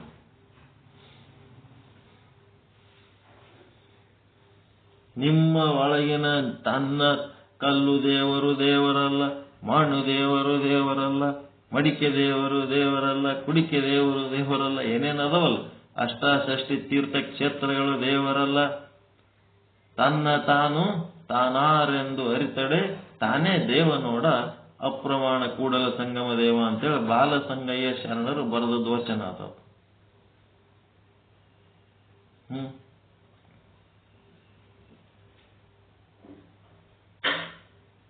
ಒಂದ್ ಕಡೆ ಕಲ್ಲು ದೇವರು ದೇವರಲ್ಲ, ಮಣ್ಣು ದೇವರು ದೇವರಲ್ಲ ಅಂತಾರ. ಇನ್ನೊಂದ್ ಕಡೆ ಏನ್ ಹೇಳ್ಯಾರ, ಎತ್ತ ನೋಡಿದಡತ್ತ ನೀನೇ ದೇವ, ಸಕಲ ವಿಸ್ತಾರದ ರೂ ನೀನೇ ದೇವ. ಒಂದ್ ಕಡೆ ನೋಡಿದ್ರ ಹಿಂಗ ಹೇಳ್ತಾರ, ಎಲ್ಲದ್ರಾಗ ದೇವ್ರದನ್ ಅಂತ ಹೇಳ್ತಾರ, ಅಣು ರೇಣು ತೃಣಕಾಷ್ಟ ಎಲ್ಲ ಕಡೆ ನೀನೇ ಅದೇ ಅಂತ ಹೇಳ್ತಾರ. ಒಂದ್ ಕಡೆ ನೋಡಿದ್ರ ಕಲ್ ದೇವ್ರ ದೇವರಲ್ಲ, ಮಣ್ಣು ದೇವ್ರ ದೇವರಲ್ಲ ಹಿಂಗ್ಯಾಕೆ ಹೇಳ್ತಾರ ಅಂತಂದಾಗ ಇದನ್ನ ಬಿಡಿಸಿ ಹೇಳಂತವ್ರು ಬೇಕಲ್ಲ. ಸಿದ್ದರಾಮಯ್ಯ, ಸಲ್ಲಾಪುರದ ಸಿದ್ದರಾಮಯ್ಯ ಬಿಡಿಸಿದಂಗೆ ಯಾರು ಬಿಡಿಸಿಲ್ಲ. ಸಿದ್ದರಾಮೇಶ್ವರ ಕಲ್ಲಿನ ಮೂರ್ತಿಗಳು ಕಟ್ಟದು ಗುಡಿ ಕಟ್ಟಿ ಏನೆಲ್ಲ ಮಾಡದ. ಆ ಕಲ್ಲು ದೇವರಲ್ಲ ಅಂದ್ಬಿಟ್ಟ ಜ್ಞಾನ ಆದ್ಮೇಲೆ. ಮತ್ತೆ ದೇವರೇನಪ್ಪ, ದೇವರು ಕಲ್ಲಲ್ಲ ಅಂತಂದ. ದೇವರು ಕಲ್ಲಲ್ಲ, ಕಲ್ಲು ದೇವರಲ್ಲ. ಕಲ್ಲಿನೊಳಗ ದೇವರದ, ದೇವರೊಳಗ ಕಲ್ಲ. ಕಲ್ಲನ್ನು ತನ್ನೊಳಗೆ ಇಟ್ಕೊಂಡದ್ದು ದೇವರು, ಕಲ್ಲಿನ ಒಳಗಿದ್ದದ್ದು ದೇವರು. ಕಲ್ಲನ್ನ ತನ್ನ ಹೊಟ್ಟೆಗೆ ಇಟ್ಕೊಂಡದ್ದು ದೇವರು, ಕಲ್ಲಿನ ಒಳಗೆ ವ್ಯಾಪಿಸಿದ್ದು ದೇವರು. ಕಲ್ಲಿನ ಒಳಗೂ ಹೊರಗೂ ಓತಪ್ರೋತವಾಗಿ ಯಾವುದು ವ್ಯಾಪಿಸದ ಆ ಚೇತನನೇ ದೇವರು, ಕಲ್ಲಲ್ಲ. ಕಲ್ಲಿನ ಒಳಗಿರೋದು ದೇವರು, ಕಲ್ಲಿನ ಹೊರಗಿರೋದು ದೇವರು. ಕಲ್ಲನ್ನು ತನ್ನ ಹೊಟ್ಟೆಗೆ ಇಟ್ಕೊಂಡದ್ದು ದೇವರು, ಆ ಕಲ್ಲಿನ ಹೊಟ್ಟೆಗಿರೋದು ದೇವರು. ಕಲ್ಲಿನ ಓತಪ್ರೋತವಾಗಿ, ನಿಮ್ಮ ದೇಹದ ಓತಪ್ರೋತವಾಗಿ, ಯಾವುದೋ ಒಂದು ವಿಗ್ರಹದ ಓತಪ್ರೋತವಾಗಿ ವ್ಯಾಪಿಸಿರುವ ಚೇತನನೇ ದೇವರು.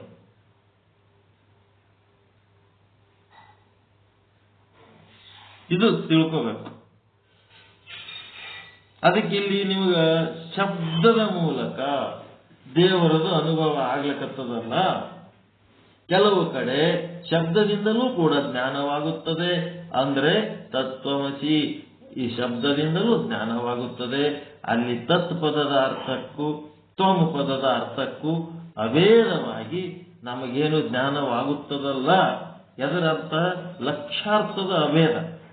ವಾಚ್ಯಾರ್ಥದಾಗ ಭೇದ ಅದ, ಲಕ್ಷಾರ್ಥದಾಗ ಅಭೇದ ಆಗ್ತದಲ್ಲ, ಅದು ಕೂಡ ಪ್ರತ್ಯಕ್ಷ ಜ್ಞಾನವೇ ಆಗಿರುತ್ತದೆ. ದಶಮನಿದ್ದಾನೆ,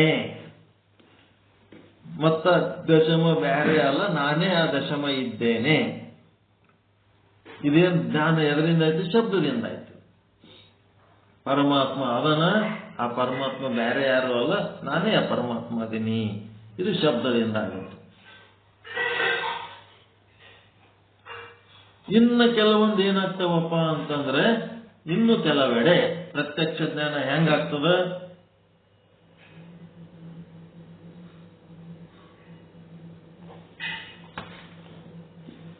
ಇಂದ್ರಿಯ ಮೊದಲಾದ ಬಾಹ್ಯ ನಿಮಿತ್ತವಿಲ್ಲದೆ, ಇಂದ್ರಿಯಗಳು ಇಲ್ಲ ಅಲ್ಲಿ, ಶರೀರದೊಳಗೆ ಉತ್ಪತ್ತಿಯಾಗುವ ವೃತ್ತಿಯ ಮೂಲಕ ಉಂಟಾಗುವ ಜ್ಞಾನವು ಪ್ರತ್ಯಕ್ಷವಾಗುತ್ತದೆ. ಒಳಗೆ ಆಗಿಬಿಡುತ್ತದದು. ಅದಕ್ಕೆ ಇಂದ್ರಿಯನೂ ಇಲ್ಲ, ಶಬ್ದನೂ ಇಲ್ಲ, ಏನೂ ಇಲ್ಲ. ಒಂದು ಇಂದ್ರಿಯ ಹೇಳಿದ್ರು, ಒಂದು ವಿಷಯ ಹೇಳಿದ್ರು. ಹೌದಾ ಇಲ್ಲ? ಒಂದು ಇಂದ್ರಿಯ ಹೇಳಿದ್ರು, ಇಲ್ಲೇನ್ ಮಾಡಿದ್ರು? ಶಬ್ದ ಅಂದ್ರೆ ಏನದು? ವಿಷಯ ಅದು. ಇಲ್ಲಿ ವಿಷಯದ ಬಗ್ಗೆ ಹೇಳಿದ್ರು, ಇನ್ನೊಂದು ಇಲ್ಲೇನ್ ಹೇಳಿದ್ರು? ಮೊದಲು ಇಂದ್ರಿಯದ ಬಗ್ಗೆ ಹೇಳಿದ್ರು. ಇಂದ್ರಿಯದಿಂದ ಜ್ಞಾನ ಆಗ್ತದತ್ ಒಂದು ಹೇಳಿದ್ರು, ಇನ್ನೂ ಒಂದು ಶಬ್ದ ವಿಷಯದಲ್ಲಿಂದ ಜ್ಞಾನ ಆಗ್ತದಂತ ಒಂದು ವಿಷಯ ಹೇಳಿದ್ರು. ಅಲ್ಲಿ ಇಂದ್ರಿಯನೂ ಇಲ್ಲ, ಶಬ್ದನೂ ಇಲ್ಲ. ಕೆಲವೆಡೆ ಇಂದ್ರಿಯ ಮೊದಲಾದ ಬಾಹ್ಯ ನಿಮಿತ್ತವಿಲ್ಲದೆ ಶರೀರದೊಳಗೆ ಉತ್ಪತ್ತಿಯಾಗುವ ವೃತ್ತಿಯ ಮೂಲಕ ಉಂಟಾಗುವ ಜ್ಞಾನವು ಪ್ರತ್ಯಕ್ಷವಾಗಿರುತ್ತದೆ. ನಿಮ್ಮೊಳಗೆ ಒಂದೇನರೇ ಆಗ್ಬಿಡ್ತದ. ಇನಾಮದಾರ್ ಸ್ವಾಮಿ ಪದ್ಮಸದನ ಅಂತ ಹುಟ್ಟಿಬಿಡ್ತಪ್ಪ ಒಳಗೆ. ಯಾವ್ದಕ್ಕೆ ಹುಟ್ಟುತ್ತೆ ಏನು ಗೊತ್ತಿಲ್ಲ. ಏನ್ ನೋಡಿ ಅಂದಿ? ಏನು ನೋಡಿಲ್ಲ, ಹಂಗೆ ಬಂದ್ಬಿಟ್ಟದ ಒಳಗೆ. ಅದು ಪ್ರತ್ಯಕ್ಷ ಅನುಭವಿಸ್ಲಿಕ್ಕತ್ತೀರಿ. ಬಂದದೊಳಗ ಏನ್ ಮಾಡ್ತೀರಿ? ಅದು ಪ್ರತ್ಯಕ್ಷನೇ.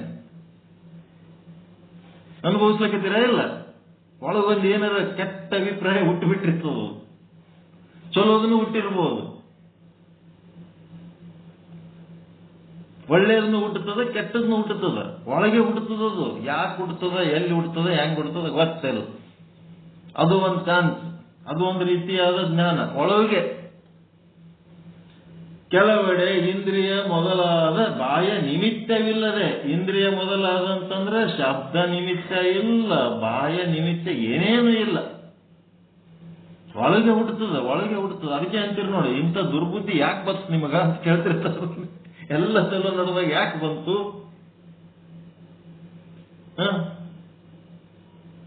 ಅಂತೀರ ಇಲ್ಲ?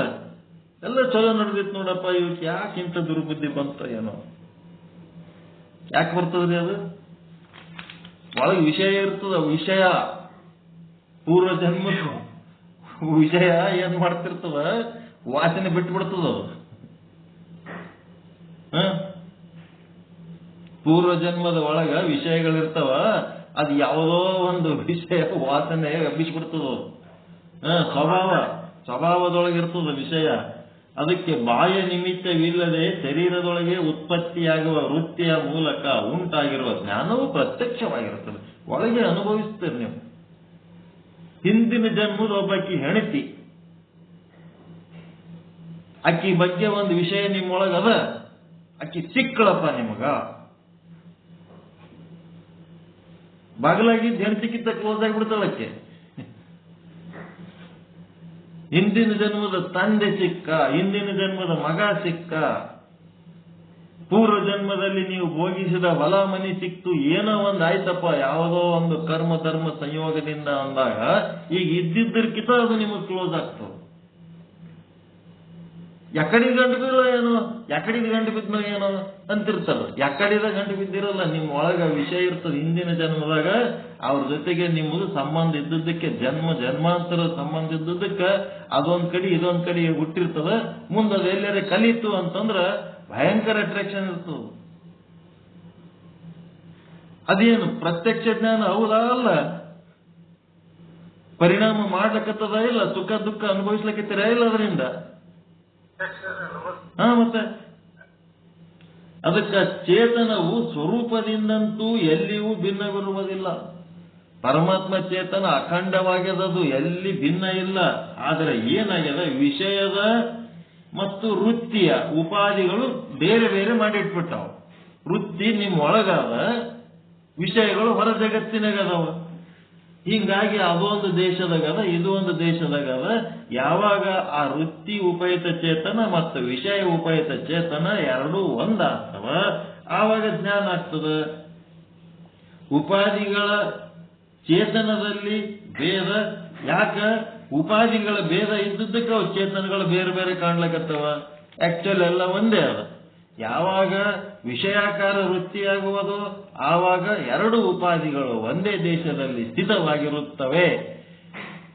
ವಿಷಯಕಾರ ವೃತ್ತಿ ಆಗ್ಬೇಕಾದ್ರೆ ವಿಷಯದ ಜೊತೆಗೆ ಇದು ಅಂತಃಕರಣ ವೃತ್ತಿ ಎರಡೂ ಒಂದೇ ದೇಶದೊಳಗೆ ಹೋಗಿ ಸೇರ್ಕೊಂಡಾಗ ಆದ್ದರಿಂದ ಆ ಉಪಾಧಿಯುಳ್ಳ ವೃತ್ತಿ ಚೇತನ ಮತ್ತು ವಿಷಯ ಚೇತನಗಳ ಅಭೇದ ಹೇಳಲ್ಪಡುತ್ತದೆ.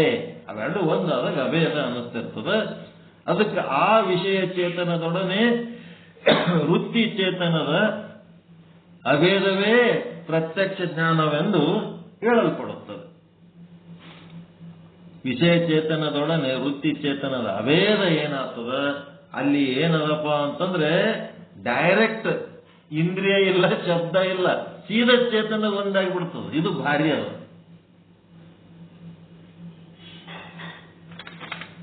ಇಂದ್ರಿಯ ಇಲ್ಲ, ಅಂತಃಕರಣ ವೃತ್ತಿ ಇಲ್ಲ, ಪ್ರಮಾತ ಚೇತನ ಇಲ್ಲ, ಏನೇನು ಇಲ್ಲ. ಅಲ್ಲಿ ಅದರೊಳಗಿರುವ ಚೇತನ ಇದ್ರೊಳಗಿರುವ ಚೇತನ ಎರಡು ಒಂದಾಗ್ಬಿಡ್ತಾವ. ಚೇತನನೇ ಒಂದಾತು. ಯಾಕಂದ್ರೆ ಚೇತನ ಅಖಂಡದು. ಒಂದು ಹಸಿ ಪದಾರ್ಥ ಇನ್ನೊಂದಿಷ್ಟು ನೀರಿದ್ದ ಜಾಗದಾಗ ಹೋದ್ರೆ ಜಕ್ಕ ಹಿಡ್ಕೊಂಡ್ಬಿಡ್ತದ. ಒಣಗಿದ ಪದಾರ್ಥ ಹಿಡ್ಕೋಬೇಕಾದ್ರೆ ಟೈಮ್ ಹಿಡಿತದೆ. ಎರಡು ಹಸಿ ಇದ್ದು ಅಂತಂದ್ರೆ ಒಂದಕ್ಕೊಂದು ಮ್ಯಾಚ್ ಆಗಿಬಿಡ್ತಾವಿಲ್ಲ.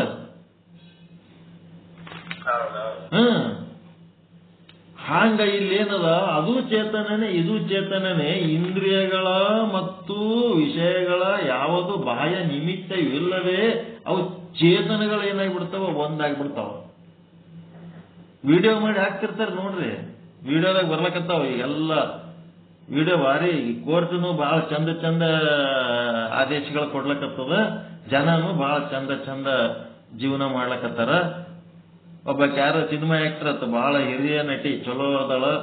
ಆಕಿ ಏನು ಮದುವೆ ಬೇಕಾಗಿಲ್ಲ, ನನಗೆ ಮಕ್ಕಳು ಬೇಕಂತಾಳ.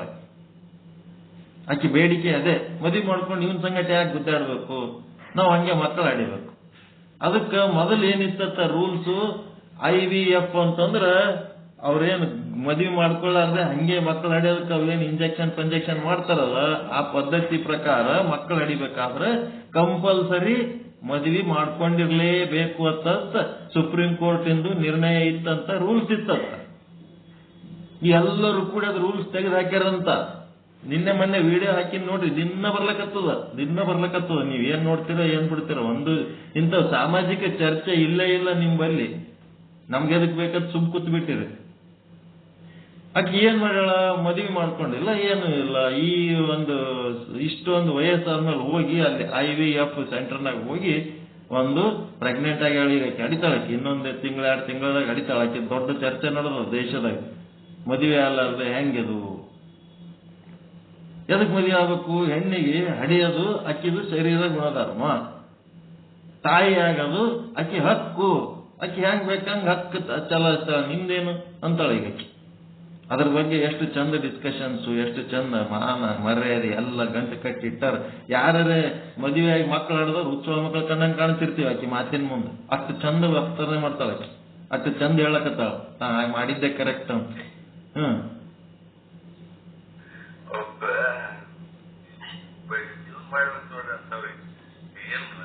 ಏನು ಮಾಡಕ್ಕಾಗಲ್ಲ. ಈಗ ಮದುವೆ ಆಗ್ಲಾರ್ದೆ ನೀವು IVF ಮೂಲಕ ನೀವು ಮಕ್ಕಳನ್ನು ಹಡಿಯಬಹುದು ಅಂತೇಳಿ ಸುಪ್ರೀಂ ಕೋರ್ಟೇ ಆದೇಶ ಕೊಟ್ಟದ.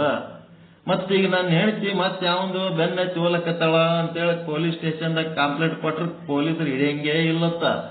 ನೀನು ಚಂದ ಇಟ್ಕೊಂಡ್ರೆ ಅಕ್ಕಿ ಯಾಕೆ ಓದ್ತಿದ್ಳು, ನನ್ನ ಗಂಡ ಯಾವಂದು ಯಾವಕ್ಕಿದೋ ಬೆನ್ನತ್ತ ಇಲ್ಲ, ನೀನು ಚಂದ ಇಟ್ಕೊಂಡ್ರೆ. ಅವ್ರಿಗೆ ಚಂದ ಇಟ್ಕೊಳ್ಳೋದಕ್ಕೆ ಅವ್ರು ಹಿಂಗೆಲ್ಲ ಮಾಡ್ಲಕತ್ತಾರ. ಕಾನೂನಿನ ಬಿಗು ಅನ್ನೋದು ಏನಾಗ್ಲಕತ್ತದ, ಎಲ್ಲ ಲೂಸ್ ಮಾಡ್ಲಕತ್ತಾರ. ಪ್ರಾಮಾಣಿಕತೆಗೆ ಕಳ್ಳರಿಗೆ ಎಲ್ಲರಿಗೆ ಒಂದೇ ಮಾಡ್ಲಕತ್ತಾರ. ಈಗ ಅವ್ರು ಯಾವುದು ಭಯ ಇರ್ಲಾರ್ದಂಗ ಮಾಡ್ಲಕತ್ತಾರ. ಭ್ರಷ್ಟಾಚಾರ ಶಿಷ್ಟಾಚಾರ ಎರಡಕ್ಕೂ ವ್ಯತ್ಯಾಸ ಮೇಂಟೈನ್ ಮಾಡಬೇಕಾಗಿದ್ದೆ ಕಾನೂನು ಪಾಲಕರ ಜವಾಬ್ದಾರಿ. ಮದುವೆ ಆಗ್ಲಾರ್ದೆ ಕೈ ಸಿಕ್ಕವರೆಲ್ಲ ಹಡ್ಕೊತ್ ಕೂತಾರತ್ತಂದ್ರ ಗಂಡಸ ಮಕ್ಕಳು ಏನ್ ಮಾಡ್ಬೇಕು, ಏನು ಹೆಣ್ಮಕ್ಳು ಎದಕ್ಕಿರ್ಬೇಕು, ಗಂಡು ಮಕ್ಳು ಎದಕ್ಕಿರ್ಬೇಕು, ಏನದರ ಅರ್ಥ ಏನದು? ಈ ಒಂದು ಸಂಸ್ಕಾರ ಸಂಸ್ಕೃತಿ ಎಲ್ಲ ಹಳ್ಳ ಹಿಡ್ಸ್ಲಕತ್ತಾರೆ ಎಲ್ಲರೂ ಕೂಡಿ. ನ್ಯಾಯಾಂಗ, ಕಾರ್ಯಾಂಗ, ಶಾಸಕಾಂಗ ಎಲ್ಲ ಒಟ್ಟು ಏನಿದು ಕಲಿಯುಗ. ಯಾಕಂದ್ರೆ ಎಲ್ಲರಿಗೂ ಬುದ್ಧಿ ಭ್ರಷ್ಟ ಯಾಕಾಗ್ತದೆ, ಇದು ಕಲಿಯುಗ. ಈಗ 4,28,000 ವರ್ಷನಾಗ ಬರೀ 5,000 ಕ್ರಾಸ್ ಮಾಡಿ, ಇನ್ನ ಎಷ್ಟು ಕಾನೂನುಗಳು ಇವ್ರು ಹಾಳು ಮಾಡ್ತಾರೋ, ಇನ್ನ ಎಷ್ಟು ಇವ್ರ ದೇಶ ಹಾಳು ಮಾಡ್ತಾರೋ, ಜಗತ್ತೇ ಹಾಳಾಗದವರು. ಹಿಂಗೆ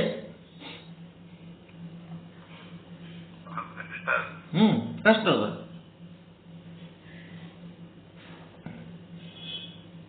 ಆ ವಿಷಯ ಚೇತನದೊಡನೆ ವೃತ್ತಿ ಚೇತನದ ಅಭೇದವೇ ಪ್ರತ್ಯಕ್ಷ ಜ್ಞಾನವೆಂದು ಹೇಳಲ್ಪಡುತ್ತದೆ. ಇದನ್ನೇ ಅಪರೋಕ್ಷ ಜ್ಞಾನವೆಂದಲೂ ಹೇಳುತ್ತಾರೆ. ಸಾಕ್ಷಾತ್ಕಾರವೆಂದರೂ ಇದನ್ನೇ ಅರ್ಥ ಮಾಡ್ಕೋಬೇಕು. ಪ್ರತ್ಯಕ್ಷ ಜ್ಞಾನ ಅಂದ್ರೂ ಒಂದೇ, ಅಪರೋಕ್ಷ ಜ್ಞಾನ ಅಂದ್ರೂ ಒಂದೇ, ಸಾಕ್ಷಾತ್ಕಾರ ಅಂದ್ರೂ ಒಂದೇ. ಇವು ಮೂರು ಈಕ್ವಲ್ ವರ್ಡ್ಗಳು ಇವು. ಪ್ರತ್ಯಕ್ಷ ಜ್ಞಾನ, ಅಪರೋಕ್ಷ ಜ್ಞಾನ, ಸಾಕ್ಷಾತ್ಕಾರ ಜ್ಞಾನ ಮತ್ತು ನಿರ್ವಾಣ ಅವು ಏನೇನದವಲ್ಲ ಅವೆಲ್ಲ ಒಂದೇ. ಮತ್ತ ಈ ಕಡೆ ಅಪ್ರತ್ಯಕ್ಷ ಜ್ಞಾನ, ಪರೋಕ್ಷ ಜ್ಞಾನ, ಅಸಾಕ್ಷಾತ್ಕಾರ ಜ್ಞಾನ ಅಂದ್ರೂ ಒಂದೇ. ಈ ಶಬ್ದ ಬೇರೆ, ಪ್ರತ್ಯಕ್ಷ ಜ್ಞಾನ ಬೇರೆ, ಅಪ್ರತ್ಯಕ್ಷ ಜ್ಞಾನ ಬೇರೆ, ಪರೋಕ್ಷ ಜ್ಞಾನ ಬೇರೆ, ಅಪರೋಕ್ಷ ಜ್ಞಾನ ಬೇರೆ, ಸಾಕ್ಷಾತ್ಕಾರ ಜ್ಞಾನ ಬೇರೆ, ಅಸಾಕ್ಷಾತ್ಕಾರ ಜ್ಞಾನ ಬೇರೆ. ಈ ರೀತಿ ಮೊನ್ನೆ ಏನು ಪೀಠಿಕೆ ಹಾಕಿದ್ದೆ ಅದರದ್ದು ಇದು ವಿಶ್ಲೇಷಣೆ. ಈಗ ಪ್ರತ್ಯಕ್ಷ ಜ್ಞಾನದ ಲಕ್ಷಣಗಳು ಅಂತ ಬರ್ತದ. ನಿಮ್ಗೆ ಜ್ಞಾನ ಆದ್ರೆ ಹೆಂಗಿರ್ತದ, ಅದಕ್ಕೆ ಪ್ರತ್ಯಕ್ಷ ಜ್ಞಾನ ಅಂತ ಹೆಂಗ್ ಅನ್ಬೇಕು, ಯಾಕೆ ಅನ್ಬೇಕು, ಇದೆಲ್ಲನೂ ಹೇಳ್ತಾರೆ ಮುಂದೆ. ನಮ್ಮೊಳಗ ಆದ ಜ್ಞಾನ ಇದು ಪ್ರತ್ಯಕ್ಷನೋ ಮತ್ತೆ ಎಂಥದೋ ಏನು ಅಂತೇಳಿ ಎಲ್ಲ ಹೇಳ್ತಾರೆ. ಇದರ ಮುಂದಿನ ಭಾಗ ನಾಳೆ ಚರ್ಚೆ ಮಾಡೋಣ. ಇವತ್ತಿಂದ ಏನಾದ್ರು ಉಪಯೋಗದ ಪಾಠ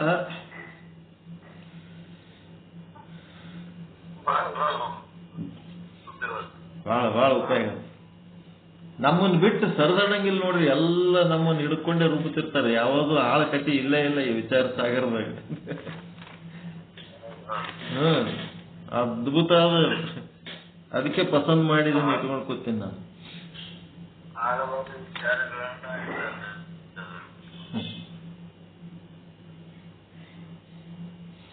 ಒಂದು 2 ವಚನಗಳನ್ನ ನಾನು ಹಾಕಿನಿ, ಅದರಂಗೆ ನೀವು ವಚನಗಳು ಬರೀಲಿಕ್ಕೆ ಪ್ರಯತ್ನ ಮಾಡ್ರಿ.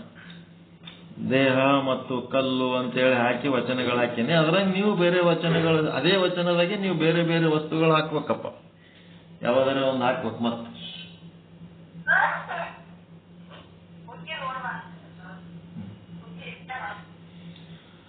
ಓಕೆ. ಪರಮಾನಂದ ಪ್ರಾಪ್ತಿ ಭವ, ಸರ್ವ ದುಃಖ ನಿವೃತ್ತಿ ಭವ, ಇಷ್ಟಾರ್ಥ ಸಿದ್ಧಿರಸ್ತು, ಯಶಸ್ವಿ ಭವ. ಜೈ ಶುದ್ಧ ಬ್ರಹ್ಮ, ಜೈ ಶುದ್ಧ ಬ್ರಹ್ಮ. ಓಂ ಶಾಂತಿ ಶಾಂತಿ ಶಾಂತಿ. ಎಲ್ಲರಿಗೂ ಶರಣಾರ್ಥಿ. 8 ಆಗ್ಯದಲ್ರಿ. ನಾ ಸ್ವಲ್ಪ ಹೇಳಿ ತಿಳ್ಕೊಂಡೆ ನಾನು.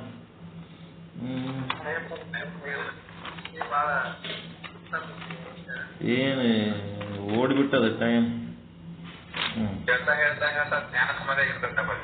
ಏನ್ರಿ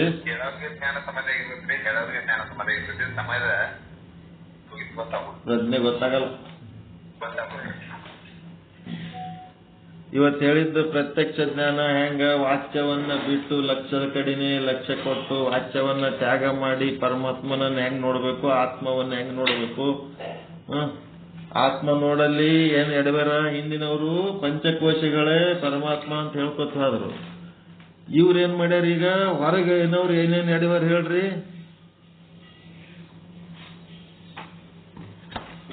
ಒಳಗಿಂದು ಆತ್ಮ ನೋಡ್ಕೊಳಕ್ ಹೋಗಿ ಕೆಲವೊಬ್ರು ದೇಹನೇ ಆತ್ಮ ಅಂದ್ರು, ಇಂದ್ರಿಯ ಆತ್ಮ ಅಂದ್ರು, ಮನಸ್ಸು ಆತ್ಮ ಅಂದ್ರು, ಪ್ರಾಣ ಆತ್ಮ ಅಂದ್ರು, ಬುದ್ಧಿ ಆತ್ಮ ಅಂದ್ರು, ಅವಿದ್ಯೆ ಆತ್ಮ ಅಂದ್ರು.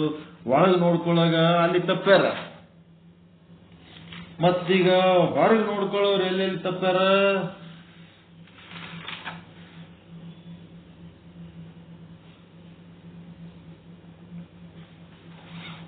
ಹೊರಗೆ ನೋಡ್ಕೊಳ್ಳೋರು ಎಲ್ಲೆಲ್ಲಿ ತಪ್ಪ್ಯಾರ.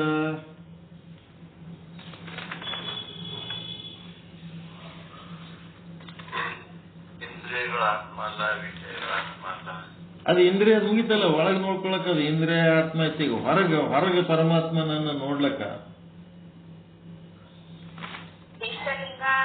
ಮೂರ್ತಿಗಳು, ದೇವಸ್ಥಾನ ಮೂರ್ತಿಗಳು, ಗಿಡ ಮರ, ನದಿ.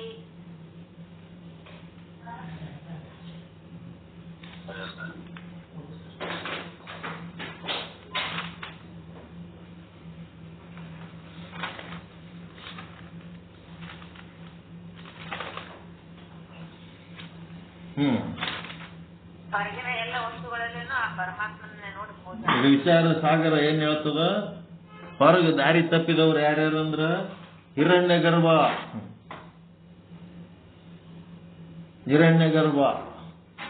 ನೀವು ತಪಸ್ಸು ಮಾಡೋದ್ರಿಂದ ನಿಮಗೆ ಫಲ ಸಿಗ್ತದಲ್ಲ, ಈಶ್ವರ ಅವ ಹಿರಣ್ಯ ಗರ್ಭ. ಮತ್ತ ವೈಶ್ವಾನರ, ಈ ಜಗತ್ತಿನೊಳಗೆ ವ್ಯವಹಾರಗಳು ಮಾಡ್ಲಿಕ್ಕೆ ನಮಗೆ ಈಶ್ವರನಿಂದ ಏನು ಅನುಕೂಲ ಆಗ್ಲಕತ್ತದ ಅದೆಲ್ಲ ವೈಶ್ವಾನರ.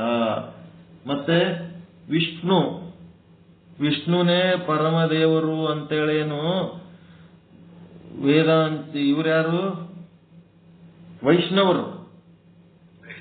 ವಿಷ್ಣುನೇ ಫಸ್ಟ್, ವಿಷ್ಣುನೇ ಎಲ್ಲ. ವಿಷ್ಣುವಿನ ಹೊಟ್ಟೆಗೆ ಬ್ರಹ್ಮ ಹುಟ್ಟಿದ, ಬ್ರಹ್ಮನ ಹೊಟ್ಟೆಗೆ ಶಿವ ಹುಟ್ಟನ ಅಂತೇಳಿ ಅವರು, ಅದು ದಾರಿ ತಪ್ಪಿದ್ದೆ. ಮತ್ತ ಬ್ರಹ್ಮದೊಳಗ ಎರಡು ಭಾಗ, ಒಂದು ಬ್ರಹ್ಮ, ಇನ್ನ ಒಂದು ಬ್ರಹ್ಮ.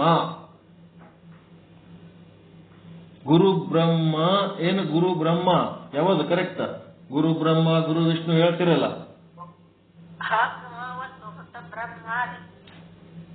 ಸಣ್ಣ ಮಾನ ಏನು? ಬ್ರಹ್ಮ.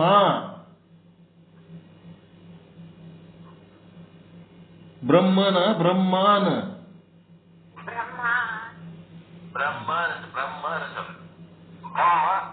ಬ್ರಹ್ಮ ಮತ್ತು ಬ್ರಹ್ಮ ಎರಡೂ ಇದನ್ನ ತಿಳ್ಕೊಳಕ್ ಇರೋಂಥದ್ದು ಒಂದೇ ಶ್ಲೋಕ. ಬಹಳ ಚಂದ, ಬ್ಯೂಟಿಫುಲ್ ಶ್ಲೋಕ ಅದೇ ಇದು. ಗುರು ಬ್ರಹ್ಮ ತಿಳ್ಕೊರಿ. ಆ ಬ್ರಹ್ಮ, ಗುರು ವಿಷ್ಣು, ಗುರುದೇವೋ ಮಹೇಶ್ವರ. ಈ ತ್ರಿಮೂರ್ತಿಗಳೇನದರ ಸೃಷ್ಟಿ ಸ್ಥಿತಿ ಲಯ ಮಾಡೋದ್ರಾಗ ಏನು ಬ್ರಹ್ಮದನ, ಇವ ಬ್ರಹ್ಮ. ಚತುರ್ಮುಖ ಬ್ರಹ್ಮ ಇವ. ಸತ್ಯ ಚಿತ್ತಾನಂದ ನಿತ್ಯ ಪರಿಪೂರ್ಣ ಬ್ರಹ್ಮ ಅಲ್ಲ ಇವನು, ತ್ರಿಮೂರ್ತಿಗಳೊಳಗಿರುವಂತ ಬ್ರಹ್ಮ. ಗುರು ಬ್ರಹ್ಮ, ಗುರು ವಿಷ್ಣು, ಗುರುದೇವೋ ಮಹೇಶ್ವರ. ಇದಾದ್ಮೇಲೆ ಗುರು ಸಾಕ್ಷಾತ್ ಪರ ಬ್ರಹ್ಮ ಅಂತೀರ, ಬ್ರಹ್ಮ ಅಂತೀರ. ಪರಬ್ರಹ್ಮ ಅಯ್ಯೋ, ಬ್ರಹ್ಮ ಅನ್ಬೇಕು. ಗುರು ಸಾಕ್ಷಾತ್ ಪರಬ್ರಹ್ಮ. ಗುರು ಬ್ರಹ್ಮ, ಗುರು ವಿಷ್ಣು, ಗುರುದೇವೋ ಮಹೇಶ್ವರ, ಗುರು ಸಾಕ್ಷಾತ್ ಪರಬ್ರಹ್ಮ. ಪರಬ್ರಹ್ಮ ಅಂದ್ರೆ ಸತ್ಚಿತ್ ಆನಂದ ನಿತ್ಯ ಪರಿಪೂರ್ಣ. ತಸ್ಮೈ ಶ್ರೀ ಗುರುವೇ ನಮಃ. ಅದೇನು ನೀವು ವಾಚ್ಯ ಅಂತಿರಲ್ಲ, ವಾಚ್ಯದಾಗ ಬರ್ತಾನವ, ತ್ರಿಮೂರ್ತಿಗಳೊಳಗಿರುವ ಬ್ರಹ್ಮ. ವಾಚ್ಯಾರ್ಥಗಳ ಬ್ರಹ್ಮವ, ಚತುರ್ಮುಖ ಬ್ರಹ್ಮ. ಅವನ ಒಳಗಿರೋಂಥದ್ದು ಲಕ್ಷ್ಯದೊಳಗಿರವ ಪರಬ್ರಹ್ಮ. ಅವ ಬ್ರಹ್ಮ, ಪರಬ್ರಹ್ಮ. ಚತುರ್ಮುಖ ಬ್ರಹ್ಮ ವಾಚ್ಯ. ಅವನು ಒಳಗಿರೋಂಥದ್ದು ಚೈತನ್ಯ ಏನದಲ್ಲ, ಸತ್ಯ ಚಿತ್ತಾನಂದ ಚೈತನ್ಯ, ಅದು ಬ್ರಹ್ಮ. ಶ್ಲೋಕದೊಳಗೆ ಮತ್ತೆ ಬ್ರಹ್ಮನ ತಗೊಂಡ ಬ್ರಹ್ಮನೊಳಗೆ ಮತ್ತೆ ಬ್ರಹ್ಮನ ತೋರ್ಸ್ಲಕತ್ತೀವಿ ನಿಮ್ಮನ್ನ. ಅದಕ್ಕೆ ಬ್ರಹ್ಮ ದಾರಿ ತಪ್ಪಿದ್ದು. ಮೂರು ದೇವತೆಗಳು ಮಾಡಿದ್ದು ಇದು ದಾರಿ ತಪ್ಪಿದ್ದು. ವಿಷ್ಣು ದಾರಿ ತಪ್ಪಿದ್ದು, ಶಿವ ದಾರಿ ತಪ್ಪಿದ್ದು, ಗಣಪತಿ ದಾರಿ ತಪ್ಪಿದ್ದು, ದೇವಿ ದಾರಿ ತಪ್ಪಿದ್ದು, ಸೂರ್ಯ ದಾರಿ ತಪ್ಪಿದ್ದು. ಇವೆಲ್ಲ ಏನದವ, ಹೊರಗೆ ದೇವ್ರು ನೋಡ್ಲಕ್ ಹೋಗಿ ಏನೇನೋ ನೋಡ್ಲಕತ್ತಾರ. ಹೊರಗೆ ದೇವರು ಯಾರಿಗೆ ನೋಡ್ಬೇಕು? ಬ್ರಹ್ಮನನ್ನ ನೋಡ್ಬೇಕು. ಬ್ರಹ್ಮನನ್ನ ನೋಡ್ಲಕ್ ಹೋಗಿ ಬ್ರಹ್ಮ ದೇವರು ಯಾಕೆ ಕೂತ್ಬಿಟ್ಟಾವ ಈಗ? ಸಚ್ಚಿತ್ತಾನಂದ ನಿತ್ಯ ಪರಿಪೂರ್ಣ ಬ್ರಹ್ಮ ದೇವರಾಗಬೇಕು. ಅದನ್ನ ನೋಡ್ಲಕ್ ಹೋಗಿ ಏನಾಗ್ಬಿಟ್ಟವೆ? ಖಡ್ಗ. ಕೆಲವೊಬ್ರು ಖಡ್ಗವನ್ನ ದೇವರಂತ ಪೂಜೆ ಮಾಡ್ಲಕತ್ತಾರ, ಕೆಲವೊಬ್ರು ಗುದ್ದಲಿ ಪೂಜೆ ಮಾಡ್ತಾರ, ಕೆಲವರು ಅಶ್ವತ್ಥ ಮರವನ್ನ ಪೂಜೆ ಮಾಡ್ತಾರ, ಕೆಲವೊಬ್ರು ಎಕ್ಕಿ ಗಿಡ ಪೂಜೆ ಮಾಡ್ತಾರ, ಕೆಲವರು ಬಿದಿರನ್ನ ಪೂಜೆ ಮಾಡ್ತಾರ, ಕೆಲವೊಬ್ರು ದೀಪಾವಳಿಯಾಗ ಹೆಂಡಿ ಪೂಜೆ ಮಾಡ್ತಾರೆ. ಹೆಂಡಿ ಸಗಣಿ ಪೂಜಾ ದೀಪಾವಳಿಯಾಗ. ಮಣ್ಣೆತ್ತಿನ ಅಮಾಸೆಗೆ ಕೆಸರು ಪೂಜೆ ಮಾಡ್ತಾರ. ಎಲ್ಲವನ್ನ ದೇವರು ಮಾಡಿದಂತ ಮನುಷ್ಯ ತಾನು ದೇವರಾಗಲು ಅಲ್ಲ. ಎಲ್ಲನೂ ದೇವರು ಮಾಡ್ಯಾನ, ತಾ ದೇವರಾಗ್ತಾ ಇಲ್ಲ. ಯಾಕ ಅಂತಂದ್ರೆ ವಾಚ್ಯವನ್ನ ತ್ಯಾಗ ಮಾಡಿ ಲಕ್ಷ್ಯವನ್ನ ತಿಳಿಸಿಕೊಡುವಂತ ಗುರು ಇಲ್ಲದಕ್ಕ, ಮಾಹಿತಿ ಇಲ್ಲದಕ್ಕ. ಗುರು ಇದ್ರೂ ಸಹಿತ ಅವರವರ ಕರ್ಮಗಳ ಬಂಧನ ಬಲವಾಗಿದ್ದಕ್ಕ.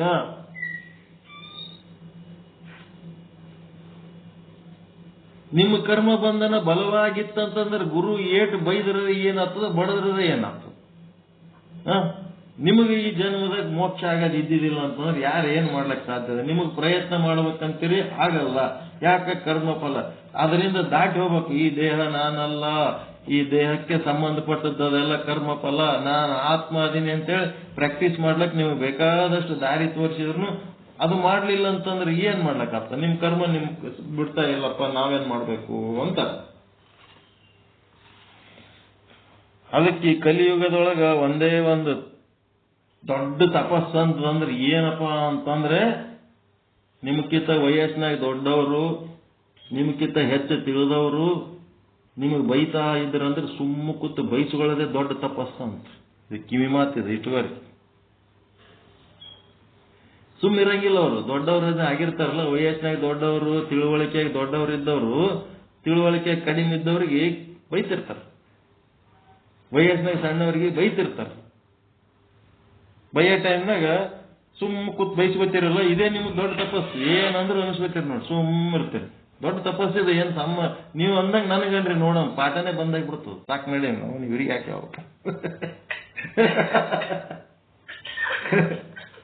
ಒಂದೇ ಮಾತಂದು ನೋಡ್ರಿ, ನಿಮ್ ಪಾಠನೇ ಬಂದಾಗ್ತದ. ಇದ್ರಾಗ ತಪಸ್ಸಿನಾಗ ನೀವು ಬಹಳ ದೊಡ್ಡವರು. ಈ ತಪಸ್ಸು ನನ್ನ ಬಲ್ಲಿ ಇಲ್ಲ. ನೀವು ಗಪ್ಪು ಕೂತ್ರು ಸುಮ್ಮಿರಂಗಿಲ್ಲ. ನೋಡಿ, ಏನಂದ್ರು ಗಪ್ಪು ಕುಂದಿರ್ತಾರ ನೋಡು ಅಂತ. ಮತ್ತೇನಾರು ಉತ್ತರ ಕೊಟ್ರೆ ಎದುರು ಉತ್ತರ ಕೊಡ್ತಾರ ನೋಡು. ಎಲ್ಲರಿಗೂ ಇಕ್ಕಳದಾಗ ಹಾಕಿ ಕಿರಿಕಿರಿ ಮಾಡ್ತಿರ್ತಾರೆ.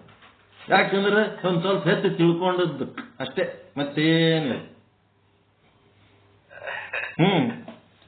ಆ ತಪಸ್ಸು ನಿಮ್ದು ಏನದಲ್ಲ ಅದೇ ನಿಮಗೆ ಫಲ ಕೊಡ್ತದೆ. ನಿಮ್ಮ ಪೇಷನ್ಸೇ ನಿಮಗೆಲ್ಲ ಫಲ ಕೊಡ್ತದೆ. ನಿಮ್ ಸಹನೆನೇ ನಿಮಗೆಲ್ಲ, ಸಹನೆ ಹಿಂದನೇ ಎಲ್ಲ ಫಲ ಅದ, ಮೋಕ್ಷ ಅದ, ಎಲ್ಲನೂ. ಸಹನೆ ಕಳ್ಕೊಂಡ್ರಿ, ನನ್ನಂಗೆ ನೀವು ಸಹನೆ ಕಳ್ಕೊಂಡು ಹೋದ್ರೆ ಹೇಳಿದ್ರಂದ್ರೆ ಪಾಠ ಆಗ್ತದೆ ನಾವು.